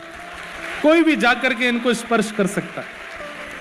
आप व्रजमंडल में जाइए, गिरिराज जी की परिक्रमा करो, बगल में गोवर्धन नाथ जी के किसी भी स्वरूप को आप जाकर के हृदय से लगा सकते हो, स्पर्श कर सकते हो। आप उनके प्रति पर्वत बुद्धि मत रखा करो, पाषाण बुद्धि मत रखना कभी भी गोवर्धन नाथ जी के प्रति। ये विचार मत करना कि ये पर्वत है, ये पत्थर हैं, या ये ऐसे ही रखें। अरे जो गर्भगृह में हैं उनकी तो हमारे नेत्रों में बड़ी महिमा हो जाती है। भाई इनको हम छू नहीं सकते, इनको पुजारी जी छूते हैं, इनकी अष्टयाम सेवा होती है, ये ही भगवान है। नहीं, श्री गिरिराज जी, गोवर्धन नाथ जी, उनके जो स्वरूप हैं वो जहां आपको दिख जाएं, आप गिरिराज जी की परिक्रमा में कभी कभी भीतर को प्रवेश करके ऊपर मत चढ़ना। जो जब आप मुखारविंद से परिक्रमा प्रारंभ करते हैं तो वहां जा सकते हैं, अंदर जंगल वन है थोड़ा, वहां जाके आप गिरिराज जी को हृदय लगा सकते हो, स्पर्श कर सकते हो। जैसी सेवा आपको ठाकुर जी की करनी हो सब कर सकते हो। या दूसरा अधिकार, बहुत ही आपकी इच्छा है कि नहीं गर्भगृह वाले ठाकुर जी छूने हैं, तो पंढरपुर चले जाओ। वहां हर वैष्णव को अधिकार है। कोई वीआईपी नहीं है, कोई वीवीआईपी नहीं है, कोई संत नहीं है, कोई प्रोटोकॉल नहीं है, सबको अधिकार है। गर्भगृह में जाओ और श्री पंडरीनाथ भगवान के चरणों को पकड़ करके स्पर्श करो, सिर स्पर्श करो, ठाकुर जी के चरणों की सुगंधी अपने माथे से लगाओ, सबको स्पर्श का अधिकार। ऐसे श्री पंडरीनाथ भगवान। धर्म प्रोजित कैतवोत्र परमो निर्मत्सराणां सताम् वैद्यं वास्तवमत्र वस्तु शिवदं तापत्रयोन्मूलनम् श्रीमद्भागवते महामुनिकृते किं वा परैरीश्वरः सद्यो हृदयवरुध्यते त्रिकृतिभिः शुश्रूषुभिस्तत्क्षणात्। श्रीमद्भागवत जी का दूसरा श्लोक, जहां पर विषय, अधिकारी, संबंध और प्रयोजन की बात की गई। सबसे पहली बात, भागवत का विषय क्या है? तो धर्म प्रयोजित कैतवोत्र परमो। सब लोग ध्यान से सुनिए। जिनके श्रवण से सुनने वाले के चित्त में परम धर्म की इच्छा प्रकट हो, वो भागवत जी का विषय। परम धर्म किसे कहते हैं? एक होता है धर्म और एक होता है परम धर्म। जहां शरीर की चिंता की जाए और उस चिंता की निवृत्ति के लिए कोई आध्यात्मिक क्रिया की जाए उसको धर्म कहते हैं।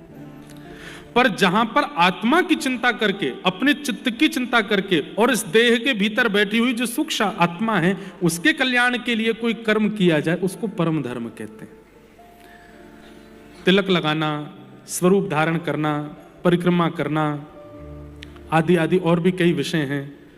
दान करना, पुण्य करना, आश्रम बनवा देना, असहायों की सहायता कर देना, गरीब लोगों की सहायता कर देना, ब्राह्मण भोजन करवा देना आदि आदि, ये सब धर्म के अंतर्गत हैं क्योंकि देह की चिंता है। लेकिन जब आत्मचिंता होती है, इस देह के भीतर बैठी हुई उस चित्त की चिंता होती है, आत्मा की चिंता होती है, इसका कल्याण कैसे होगा, उसके लिए जो आप क्रिया करते हो वो परम धर्म है। और आत्मा की चिंता, आत्मा के कल्याण की चिंता के लिए एक एक क्रिया विशेष रूप से होती है और वो है कथा श्रवण, सत्संग श्रवण। सत्संग श्रवण से देह को लाभ नहीं है, सत्संग श्रवण से आत्मा का ही उद्धार होता है। यहां पर शरीर, अब आप 30 दिन जिम मत जाओ, 30 दिन कथा सुनो, शरीर 1-8 किलो बड़ा हो जाएगा। शरीर का लाभ नहीं है कथा सुनने से, आत्मा का लाभ है, बुद्धि का लाभ है, चित्त का लाभ है। तो जहां पर शरीर की क्रियाएं भूल करके आत्मिक क्रियाओं पर ध्यान दिया जाए और उसकी निवृत्ति के लिए जो क्रिया की जाए उसको परम धर्म कहते हैं। आप मंदिर क्यों जा रहे हैं? कल हम सिद्धिविनायक दर्शन करने गए रात्रि में। मुंबई के लोग इतना प्रेम से जाते हैं और इतना भाव से सिद्धिविनायक भगवान का दर्शन करते हैं, हमको तो देख के बहुत सुख मिलता है। मुंबई को माया नगरी कहा जाता है, मायावी लोग हैं भी यहाँ पे, पर कहीं ना कहीं मुंबई के लोग कई मुझे बहुत रूटेड भी दिखाई देते हैं, अपने रूट से जुड़े हुए। अब आप लोग ज्यादा रहते हो यहाँ पे, मंदिर में जाकर के देखने में ऐसा लगता है। अभी जब गणपति उत्सव आता है तब देखो मुंबई का हाल अलग ही होता है। यहाँ पर ऐसा लगता है कि भक्ति महारानी यही नृत्य कर रही होगी। गणेश जी भी कई बार यहाँ पर हमारे ठाकुर जी जैसा कभी मुरली लेकर के, कभी कई सारे चित्र देखे हैं वो भी बन के आते हैं। जन्माष्टमी पर देखो कैसा यहाँ पर सुंदर होता है। तो भक्ति स्वरूप है, पर कहीं कहीं माया भी है, उससे कोई दिक्कत नहीं। पर अब कई लोग कल मैंने देखे तो आध्यात्मिक होने से एक चीज होती है कि आपको व्यक्ति के आव भाव, उसके चाल चलन और देखने से पता चल जाता है कि कैसा है। अधिकतर वहां लोग वही थे जो देह के उद्धार के लिए गए। मंगलवार को ही इतनी भीड़ क्यों होती है? क्योंकि ऐसी प्रचलनता या किसी के द्वारा ऐसा कहा गया है कि मंगलवार के दिन गणेश जी के दर्शन करने से पाप दूर होते हैं, संकट दूर होते हैं, पीड़ाएं दूर होती हैं, तुम्हारे जीवन में जो चल रहा है वो सब दूर हो जाता है। तो कहीं ना कहीं देह की चिंता है ना, इसलिए गए। देह की चिंता से ज्यादा लोग गए, पर आत्मचिंतन से कौन जाता है?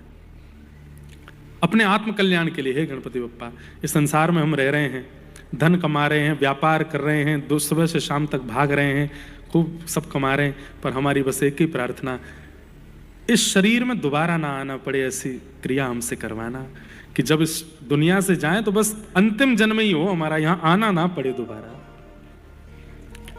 हमारे इस चित्त को आप निवृत्त कर दीजिएगा, निवृत्त करके इसको सद्गति प्रदान कर दीजिएगा। जनसंख्या बढ़ रही है, इसका मतलब क्या है? वैकुंठ और स्वर्ग में ताले लग रहे हैं, हमको जाने को मिल नहीं रहा है, तभी तो बार बार आ रहे हैं यहाँ पे। पुनरपि जननम पुनरपि मरणम पुनरपि जननी जठरे शयनम। ये जनसंख्या बढ़ने का कारण, इससे ये बात सिद्ध होती है कि वैकुंठ गमन नहीं हो रहा है, मुक्ति नहीं मिल रही लोगों को, तभी तो दोबारा जन्म ले रहे हैं। और उसमें भी बहुसंख्या एशिया के देशों में है। तो आत्मचिंतन से, आत्म कल्याण के लिए देव आराधन कि हे नाथ, भज गोविंदम गोविंदम भज मूल मते। आदि गुरु शंकराचार्य कहते हैं गोविंद भजो, क्योंकि गोविंद को भजोगे तभी पुनरपि जननम पुनरपि मरणम इस चक्कर से बच पाओगे। और इसी को कहते हैं परम धर्म। यही परम धर्म है। परम धर्म का दूसरा स्वरूप हमारी वृंदावन रीति में आ जाओ। तो अभी जो हमने बताया परम धर्म का मतलब वो सार्वजनिक रूप से है, लेकिन अब वृंदावन रीति से अगर पूछो, वृंदावन रीति मतलब प्रेम रीति से यदि पूछो, तो परम धर्म क्या है? श्री जी की प्राप्ति, लाल जी की प्राप्ति, उनके प्रेमास्पद में निकुंज की प्राप्ति। निकुंज जाने वाले भी नहीं आते दोबारा। निकुंज क्या है? बिहरत लाल बिहारी ने दो, यमुना जी के तीरे तीरे। ये निकुंज है। कल भी मैंने एक पद गाया था ना, चल वा पिया के देश। वो देश कैसा है? वहां पर ये संसारी अपवाद नहीं है, वहां भूख नहीं लगती, वहां प्यास नहीं लगती। भूख क्या है? श्री राधारमण जी को देखना ही भूख है, और उनके सुंदर स्वरूप का आस्वादन ही प्यास है। वहां भूख प्यास नहीं लगती, वहां सोना नहीं होता, वहां केवल नित्य बिहारी लाल जी के नित्य विहार का दर्शन, बस यही है निकुंज। हम कोई सहचरी बन जाते हैं उस निकुंज की, और सहचरी बन करके कभी कृपा होती है तो ठाकुर जी हमको कोई सेवा दे देते हैं। अरे सखी तू बड़ी मटक रही है ना, कितकू आ कहा सेवा? बोले तू एक काम कर। बोले कहा? तू बीड़ी बनाए कर। बीड़ी मतलब पान, छोटे छोटे बीड़ा, हमो को पवाए कर। ऐसी कोई सेवा कभी ठाकुर जी निकुंज में दे देते हैं। अरे सखी तो को देख के तो ऐसा लगे तू माला की सेवा करे कर, तू श्री जी की ये सेवा करे कर। वहां ठाकुर जी अपना परिकर हमको बना लेते हैं, और अपना परिकर बना करके हमारे साथ विहार करते हैं। वहां संसार के यश वैभव वाद अपवाद धन संपत्ति मान लोक प्रतिष्ठा ये सब नहीं है, वहां केवल ये है, बसो मोरे नैनन में दो चंद, बसो मोरे नैनन में दो चंद, बसो मोरे नैनन में दो चंद, बसो मोरे नैनन में दो चंद। बस और कुछ नहीं। तो वृंदावन रीति से वो निकुंज है। सांसारिक रीति से वैकुंठ की प्राप्ति, जहां पर शंख चक्र गदा पद्मधारी श्रीमन नारायण विराजमान हैं, और आपको वैकुंठ प्राप्त हो गया है। यदा कदा कभी ठाकुर जी निकलते हैं, आपको कोई सेवा दे देते हैं। 5 प्रकार की मुक्ति होती है। प्रसंग आएगा कल के प्रसंग में, उसका फिर विस्तार से मैं वर्णन करूंगा कौन कौन सी मुक्ति होती है। तो मुक्ति के लिए यत्न करना ये परम धर्म है। मुक्ति मतलब इस संसार में पुनर्ना आना पड़े, वही मुक्ति है।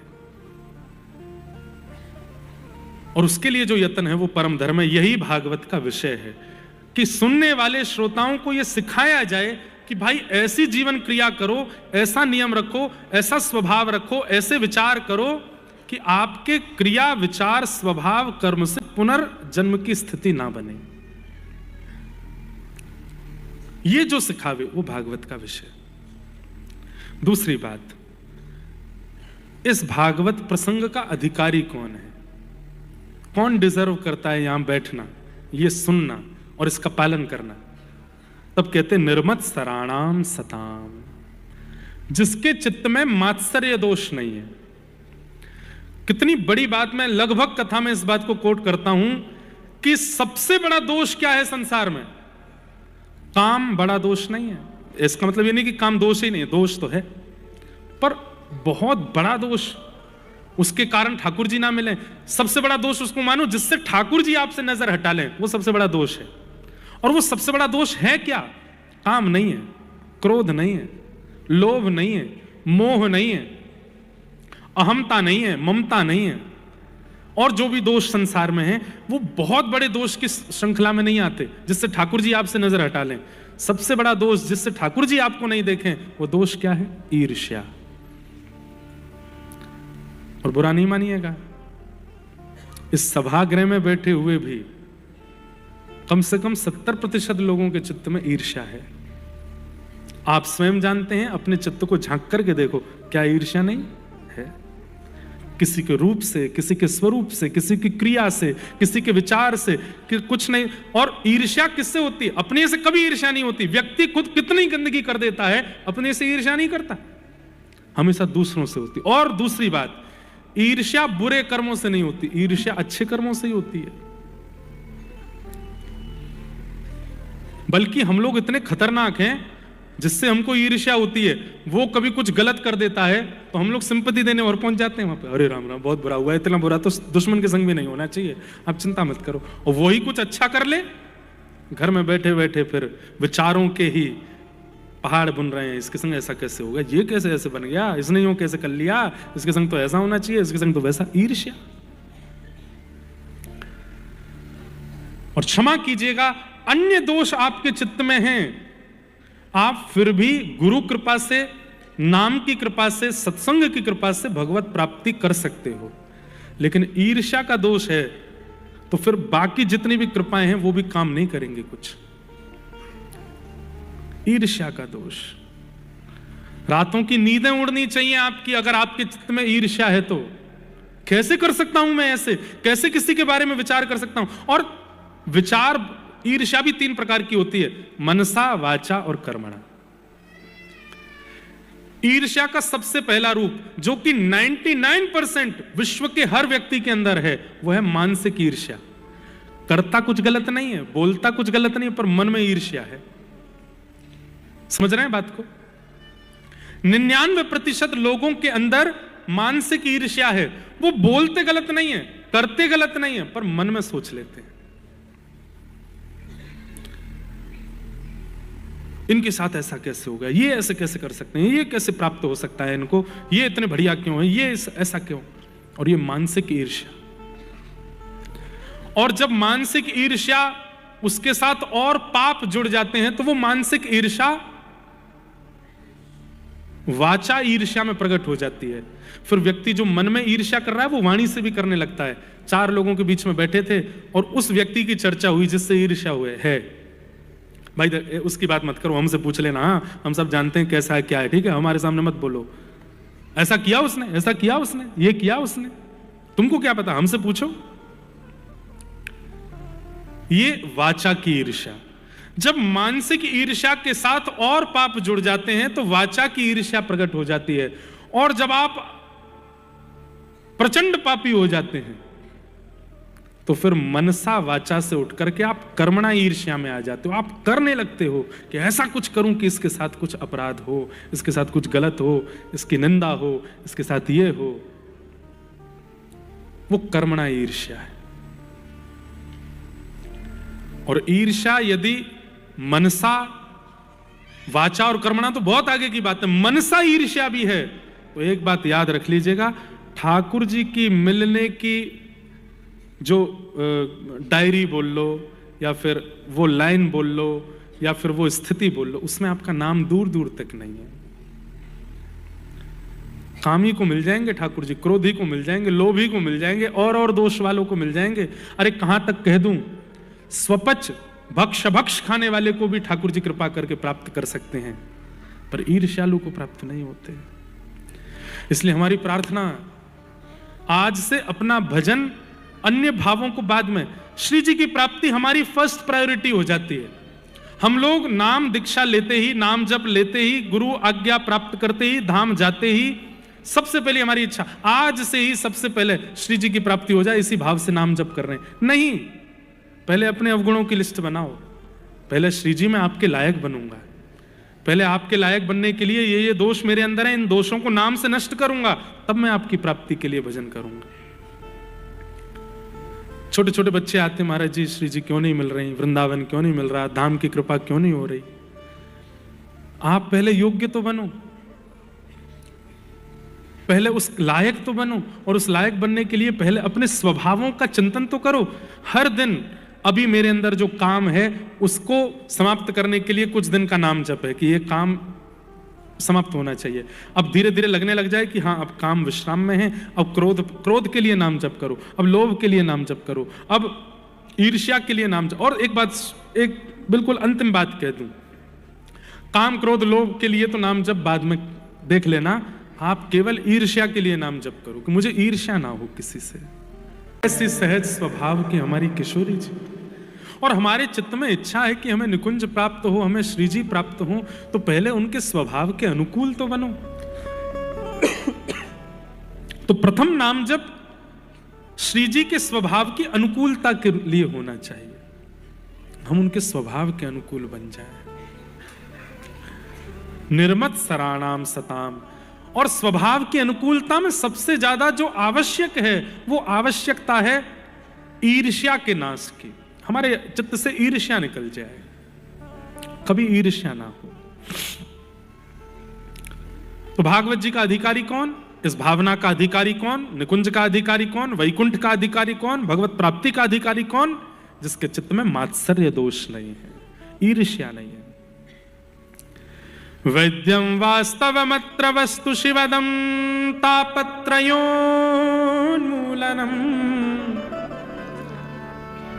और जब विषय और अधिकार ये दोनों परिपक्व हो जाते हैं तब तीसरी बात आती है कि संबंध, फिर ठाकुर जी से हमारा संबंध हो जाता है। कैसा? शिवदम। शिवदम मतलब कल्याणकारी। बंधुओं, भक्ति के पथ में जब आप चलने लग जाते हैं और आचार्यों की बात और नाम जप का पालन करने लग जाते हैं तो भक्ति पथ में सबसे पहला पड़ाव क्या आता है? ठाकुर जी से आपको संबंध की अनुभूति होती है। ध्यान से सुनिएगा, ठाकुर जी के प्रति संबंध की अनुभूति होती है। ये मेरे कुछ हैं, ये भगवान है एक बात है, पर ये मेरे कुछ हैं।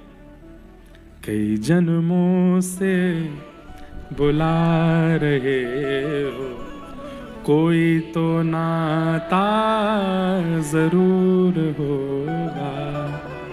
नजरों से नजरें मिला न पाऊं, मेरी नजर का कसूर होगा। तुम ही तो मेरे माता पिता हो, तुम ही तो मेरे बंधु सखा हो। कितने रिश्ते तुम संग मेरे, कोई तो रिश्ता जरूर हो। आपके चाहने से संबंध ना हो, आपने, कई माताएं, कई बहनें, कई भाई लोग ठाकुर जी को अपने आप बना लेते हैं। ये तो हमारे लाला है, ये तो हमारा बेटा है, ये तो हमारा सखा है, ये तो हमारे ऐसे हैं। नहीं, आपके चाहने से नहीं। अब कई लोग हमको मिलते हैं दुनिया में, अच्छे अच्छे बड़े बड़े लोग मिलते हैं, वो दुनिया भर की बात बनाते हैं। जैसे अब किसका प्रमाण दें? संतों के लिए भी लोग बोल देते हैं कि जैसे कोई संत बहुत प्रसिद्धि को प्राप्त हो जाते हैं ना, तो उनके बारे में चर्चा करो, देखो भाई कितना अच्छा बोलते हैं, कितना इनका। हमसे पूछो, इनको कोई रोटी नहीं देता था तो हम खिला के आते थे। आज बड़े हो गए तो क्या हुआ, हमने रोटियां खिलाई हैं इनको। अब हम लोगों का संबंध ऐसा है ठाकुर जी से, महाराज जी ये तो हमारे लाला हैं, ठाकुर जी के हम बे लाला हूं तेरो। लाला जैसे अपने आप अपने मन से बना रखो लाला हूं मैं। या को मुंह से पूछी कभी कि मैं कहूं, मैं तो अपनी लाली मानू, तेरो बाप बनो बैठा हूं मैं तो तुम लाला कह रही है। तो आपके चाहने से संबंध नहीं, इच्छा होनी चाहिए कि मेरा नाता क्या है ठाकुर जी से, मेरा संबंध क्या है ठाकुर जी से। पर उस संबंध का प्रमाण ठाकुर जी दें आपको, उस संबंध का प्रमाण ठाकुर जी प्रस्तुत करें, और वो कहीं ना कहीं से आपको प्रस्तुत हो जाएगा। पता नहीं कहां की कथा थी, वहां पर इसी प्रसंग को मैं कह रहा था तो किसी श्रोता ने मुझको लिख करके भेजा, महाराज जी मुझे ठाकुर जी बार बार होली खेलते हुए दिखते हैं स्वप्न में। जब जब मुझे नींद आती है या महीना 2 महीना में अगर ठाकुर जी का स्वप्न आता है तो ठाकुर जी रंगों से खेलते हुए दिखते हैं। तो इसके पीछे मैं क्या मानूं कि ठाकुर जी मुझे क्या मानते हैं, मेरे से क्या संबंध रखा। तो मैंने विनोद में मैंने कहा भाई देखो, ऐसा तो नहीं कहीं ठाकुर जी आपको बुआ मानते हो, क्योंकि होली का बुआ थी।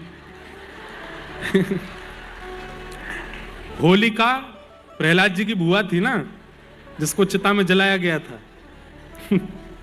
उन्होंने ऐसा भी लिखा था कि मैं बहुत दिन से प्रयास कर रही हूं, पूछ रही हूं कि ठाकुर जी मैं आपकी क्या लगती हूं, कोई उत्तर तो देते नहीं, होली का रूप दिखाते रहते हैं, होली खेलते हुए दिखाते हैं अपने आप को।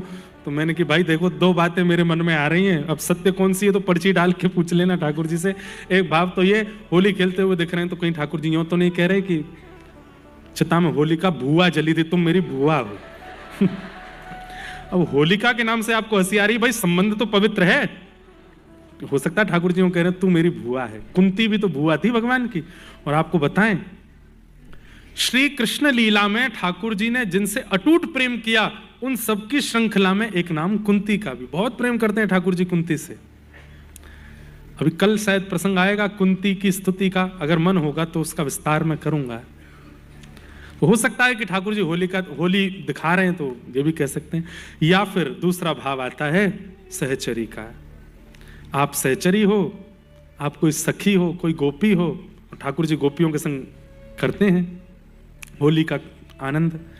अब ये दो संबंध हैं। अब आप पर्ची डाल के अपने ठाकुर जी से पूछ लो तो बुआ मानते हो कि सखी मानते हो, उन्होंने पूछा होगा।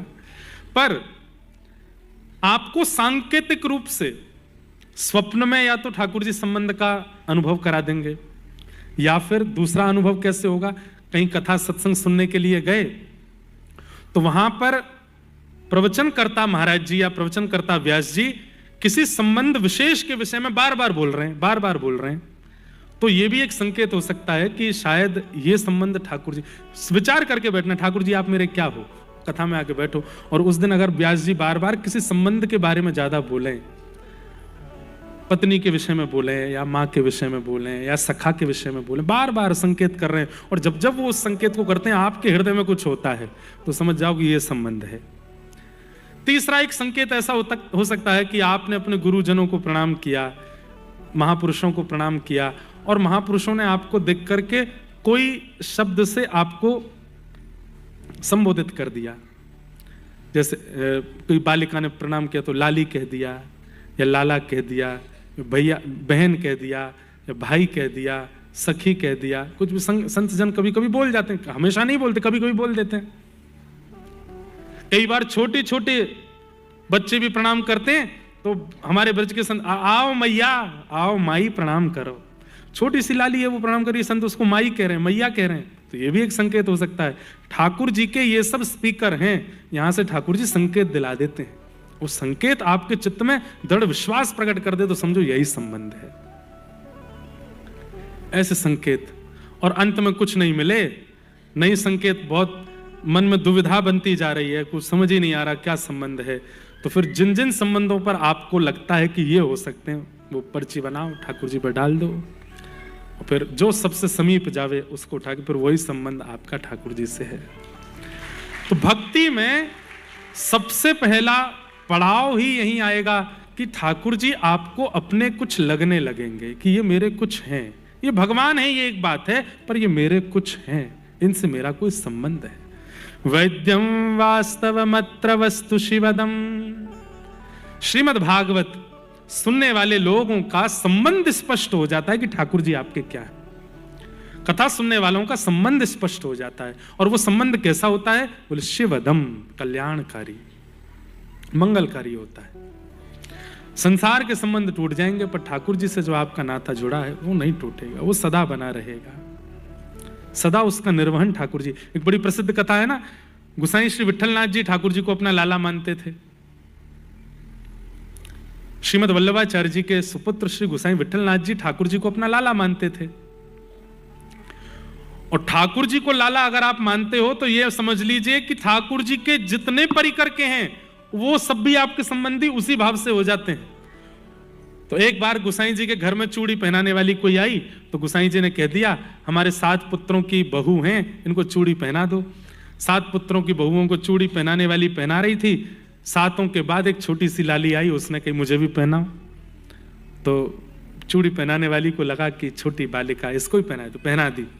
और पहना करके वो गुसाई जी के पास जब वेतन लेने गई तो गुसाई जी बोले कितने हुए भाई? 7 बहुओं को पहनाए, इसका मतलब 14 भुजाओं में चूड़ी पहनाई, तो उसका कितना हुआ बताओ? बोले 14 नहीं 16 भुजा। बोले क्यों? 7 नहीं, मैंने 8 लोगों को चूड़ी पहनाई। गोसाई जी बोले मेरे घर में 8वां है ही नहीं कोई चूड़ी पहनने वाला। बोले नहीं नहीं, एक छोटी सी लाली भी आई थी उसको भी पहनाई।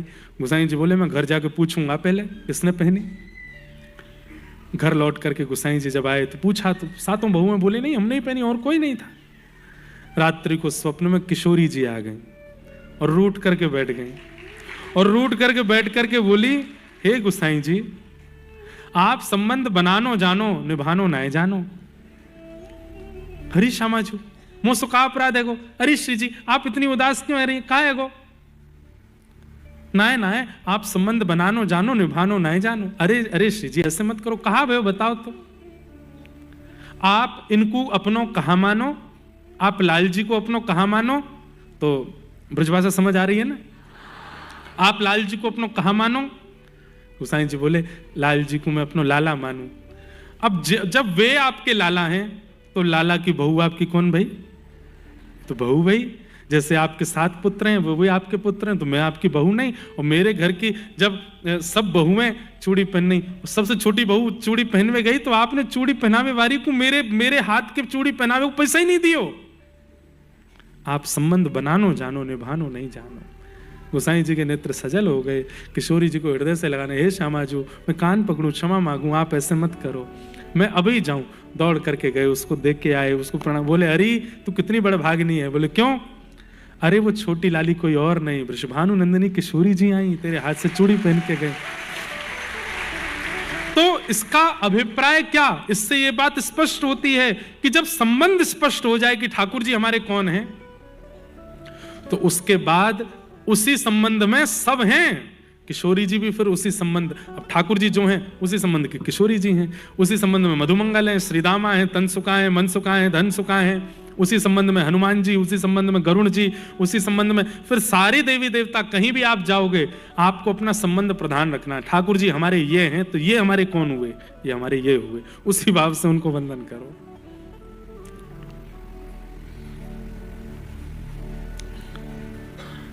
ये सब भावनाओं की बातें हैं, पढ़े लिखे लोगों को समझ नहीं आती, जो भाव वाले हैं वो समझते हैं इन विषयों को, इन भावों को।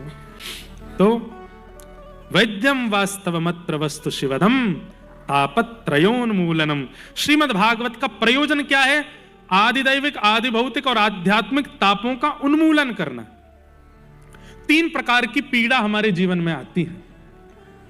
प्रकृति से मिलने वाली पीड़ा, आपके बंबई में बारिश बहुत हो जाती है, रोड चक्का जाम हो जाते हैं, ये प्राकृतिक पीड़ा है। समुद्र में लहरें तेज आ जाए, सुनामी आ जाए, प्राकृतिक पीड़ा है। आंधी तूफान प्राकृतिक पीड़ा है, प्रकृति की पीड़ा। दूसरी होती है व्यवहार की पीड़ा।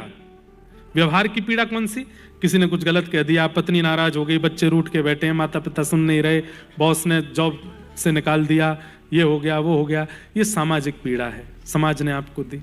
और तीसरी पीड़ा होती है दैहिक पीड़ा, बुखार आ गया, जुकाम हो गया, सिर दर्द है, खांसी है, आदि आदि कोई भी देह की। ये 3 ही पीड़ा हैं संसार में। एक चौथी और है, दूसरे के सुख से मिलने वाली पीड़ा। वो इतना सुखी क्यों बैठा है, इसकी संख्या ज्यादा है, पर इसको मैंने अलग से बताया, पर यह भी सामाजिक पीड़ा में आ जाता है कि वो सुखी क्यों है।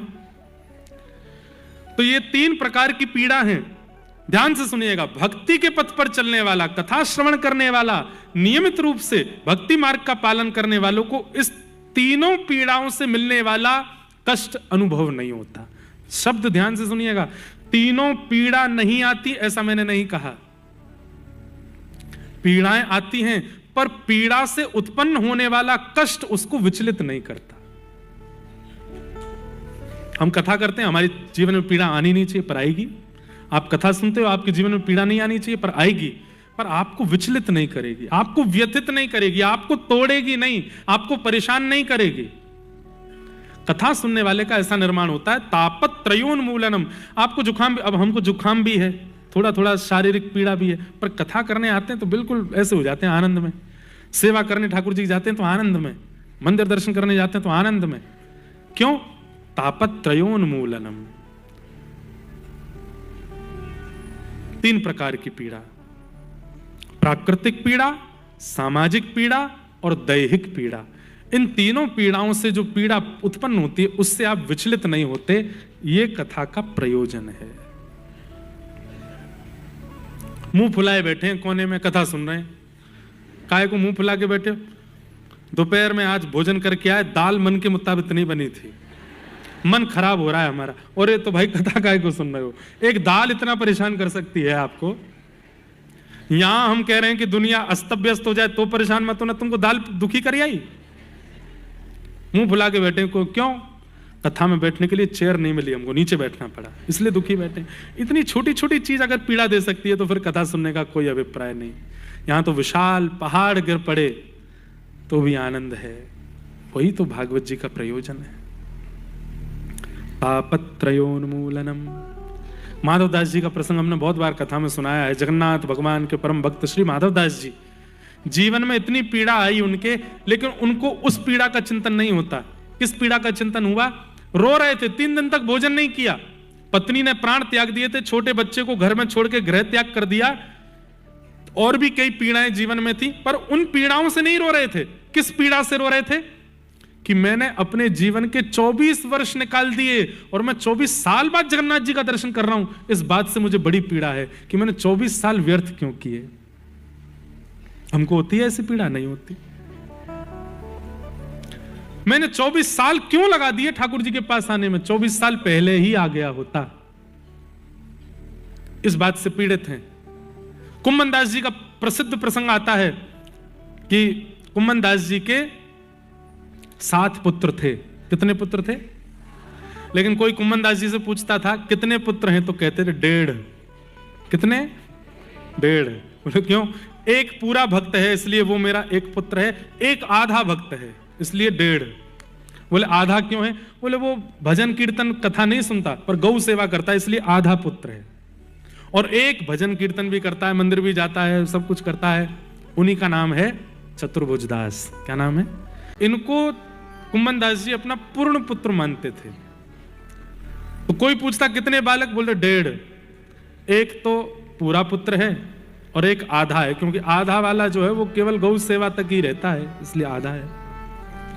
बाकियों बोले बाकी संसार में है इसलिए मैं उनको पुत्र नहीं मानता।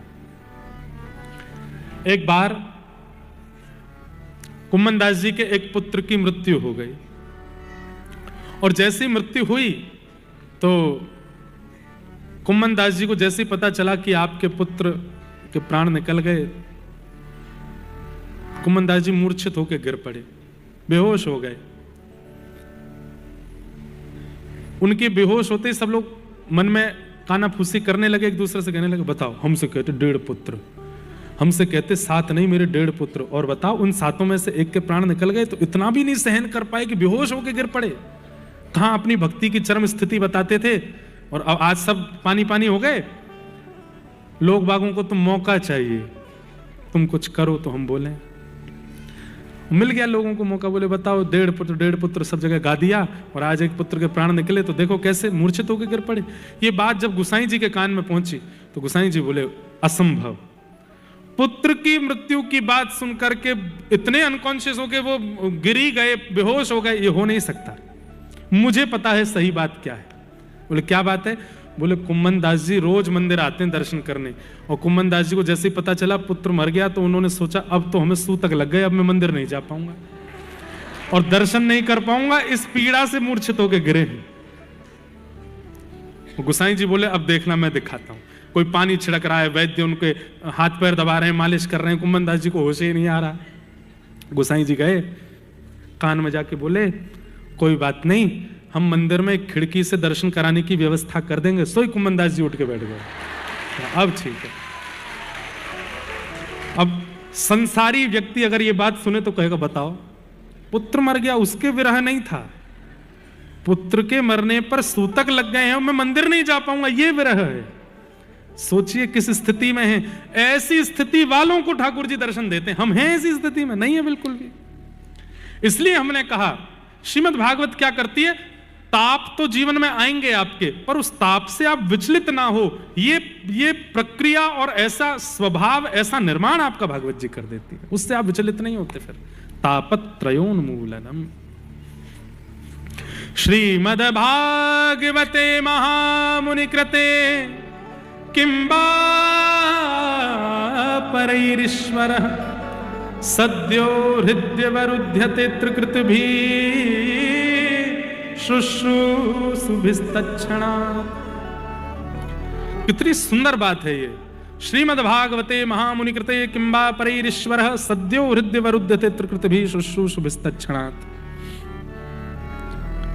कथा सुनने की इच्छा जब आपके चित्त में प्रकट होती है, कथा सुनने आप आ गए, ये बात की बात है। इच्छा, आपको पता चला, कहीं पोस्टर देख लिया, कहीं प्रचार देख लिया कि बंबई में कथा होने वाली है, और उसी समय इच्छा प्रकट हुई। चाहे 100 काम हो, चाहे 25 दिसंबर है, चाहे 1 जनवरी है, चाहे दुनिया हमारे परिवार वालों के कितने भी बने हुए हैं प्रोग्राम, हम तो कथा सुनने जाएंगे। ये इच्छा प्रकट होते ही, भागवत जी कह रही हैं, इच्छा सुनने की प्रकट होते ही कथा आपके चित्त में तुरंत ठाकुर जी आके विराजमान हो जाते हैं। श्रीमद् भागवते महामुनि कृते किंबा परैरीश्वर सद्यो हृदय वरुध्यते कृत भी शुश्रूषुभिस्तक्षणात्। आपके हृदय में आकर के ठाकुर जी विराजमान हो जाते हैं। जैसे सत्संग श्रवण की इच्छा चित्त में प्रकट होती है, सुनने की स्थिति बाद की बात है, इच्छा मात्र से ठाकुर जी आ जाते हैं। इसका मतलब क्या? यहां बैठे ऊपर खड़े से नीचे बैठे तक लोग, सबके चित्त में इस वक्त ठाकुर जी हैं, ये बात प्रमाणित है। सबके चित्त में इस वक्त, यहां से बाहर की नहीं पता, कल की नहीं पता, परसों की नहीं पता, पर इस वक्त यहां बैठे हर व्यक्ति के चित्त में ठाकुर जी, प्रत्यक्ष ठाकुर जी हैं। भागवत जी प्रमाण से इस बात को कह रही हैं। अब बस करें क्या? बोले कथा सुन करके, आचार्य की वाणी से नियमों का पालन करके जो चित्त में ठाकुर जी आ गए हैं वो जाए ना, इसका प्रयास करो, वो बैठे ही रहें। इस वक्त आपके चित्त में कोई अनर्गल भाव नहीं आ सकता, आप परम शुद्ध हो। मेरे अनुमान से जब आप कथा सुनते हैं, सत्संग सुनते हैं, जब आप प्रवचन में जाते हैं, जब आप भक्ति भाव से ओतप्रोत प्रसंग सुनते हैं, उस समय से ज्यादा पवित्रता आपके संपूर्ण जीवन में कभी नहीं थी। इस समय आप अत्यंत पवित्र हो और पवित्र में ही ठाकुर जी रहते हैं। बस ये पवित्रता सदा बनी रहे और उसके लिए जो जो नियम हम बना सकें वो बनाने का प्रयास करो। ये भागवत जी का दूसरा श्लोक। अब तीसरा श्लोक, ये मंगलाचरण है भागवत जी का। निगम कल्प तरोर गलितम फलम सुख मुखादमृत द्रव संयुतम पिबत भागवतम रसमालयम मुहुर्हो रसिका भुवि भावुका।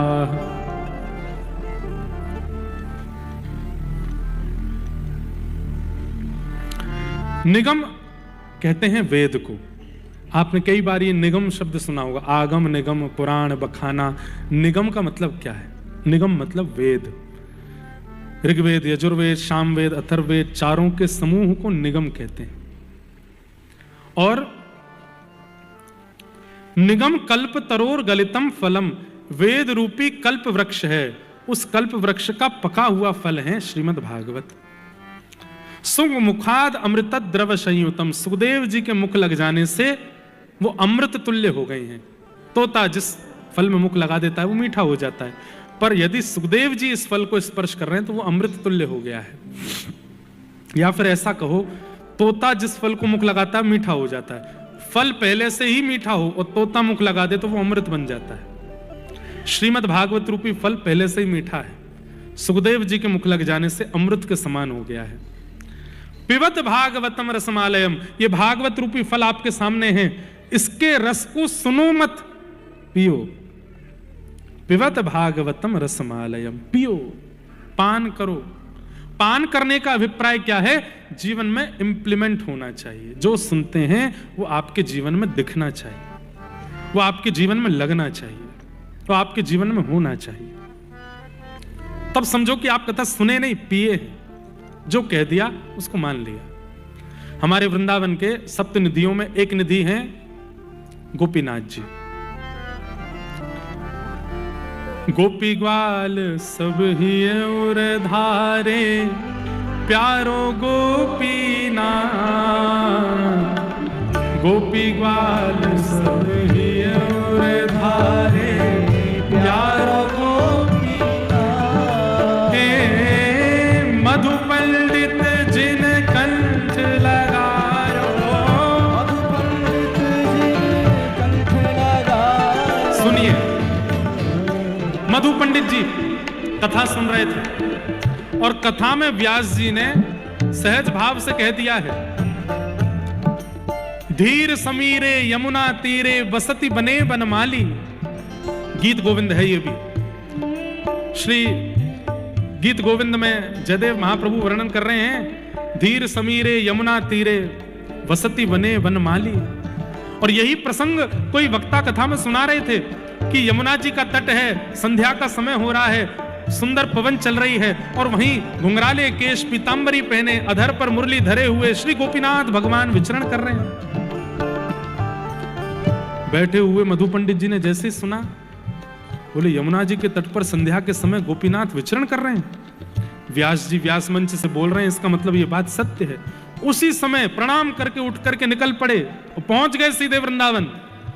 और रोज संध्या की प्रतीक्षा करते हैं, संध्या होते ही यमुना जी के तट पर दौड़ते हैं, कहां है गोपीनाथ, कहां है गोपीनाथ, कहां है गोपीनाथ। एक दिन, 2 दिन, कुछ दिन बीत गए, जब गोपीनाथ नहीं मिले, बैठ गए यमुना जी के तट पर, हट करके प्राण त्याग दूंगा गोपीनाथ, मुझे पता है व्यास जी कह रहे थे कि आप यहीं मिलते हो, नहीं मिले तो प्राण त्याग दूंगा अपने। यमुना जी में बाढ़ आई हुई थी और बाढ़ के कारण यमुना जी के किनारे जो मिट्टी के हैं वो धंस रहे थे। एक मिट्टी के टीले पर मधु पंडित जी बैठे थे, धीरे धीरे मिट्टी नीचे खिसक रही थी। मधु पंडित जी को पता चल रहा था कि अब मैं भी बह जाऊंगा। बोले लेकिन बहने दो, जब तक गोपीनाथ जी नहीं मिलेंगे, इससे बढ़िया तो यमुना जी में प्राण त्याग दूंगा, गोपीनाथ जी से मिले बिना नहीं जाऊंगा। इतने में ही सुंदर मधुर स्वर सुनाई देने लगा, अरे प्यारे मधु पंडित, अरे मेरे मधु, नेक इधर तो देख, मैं यहीं तो हूं। जैसे ही मधु पंडित जी ने पीछे सघन वन की ओर देखा, प्यारे श्री गोपीनाथ जी वहां पर विराजमान है। आहा।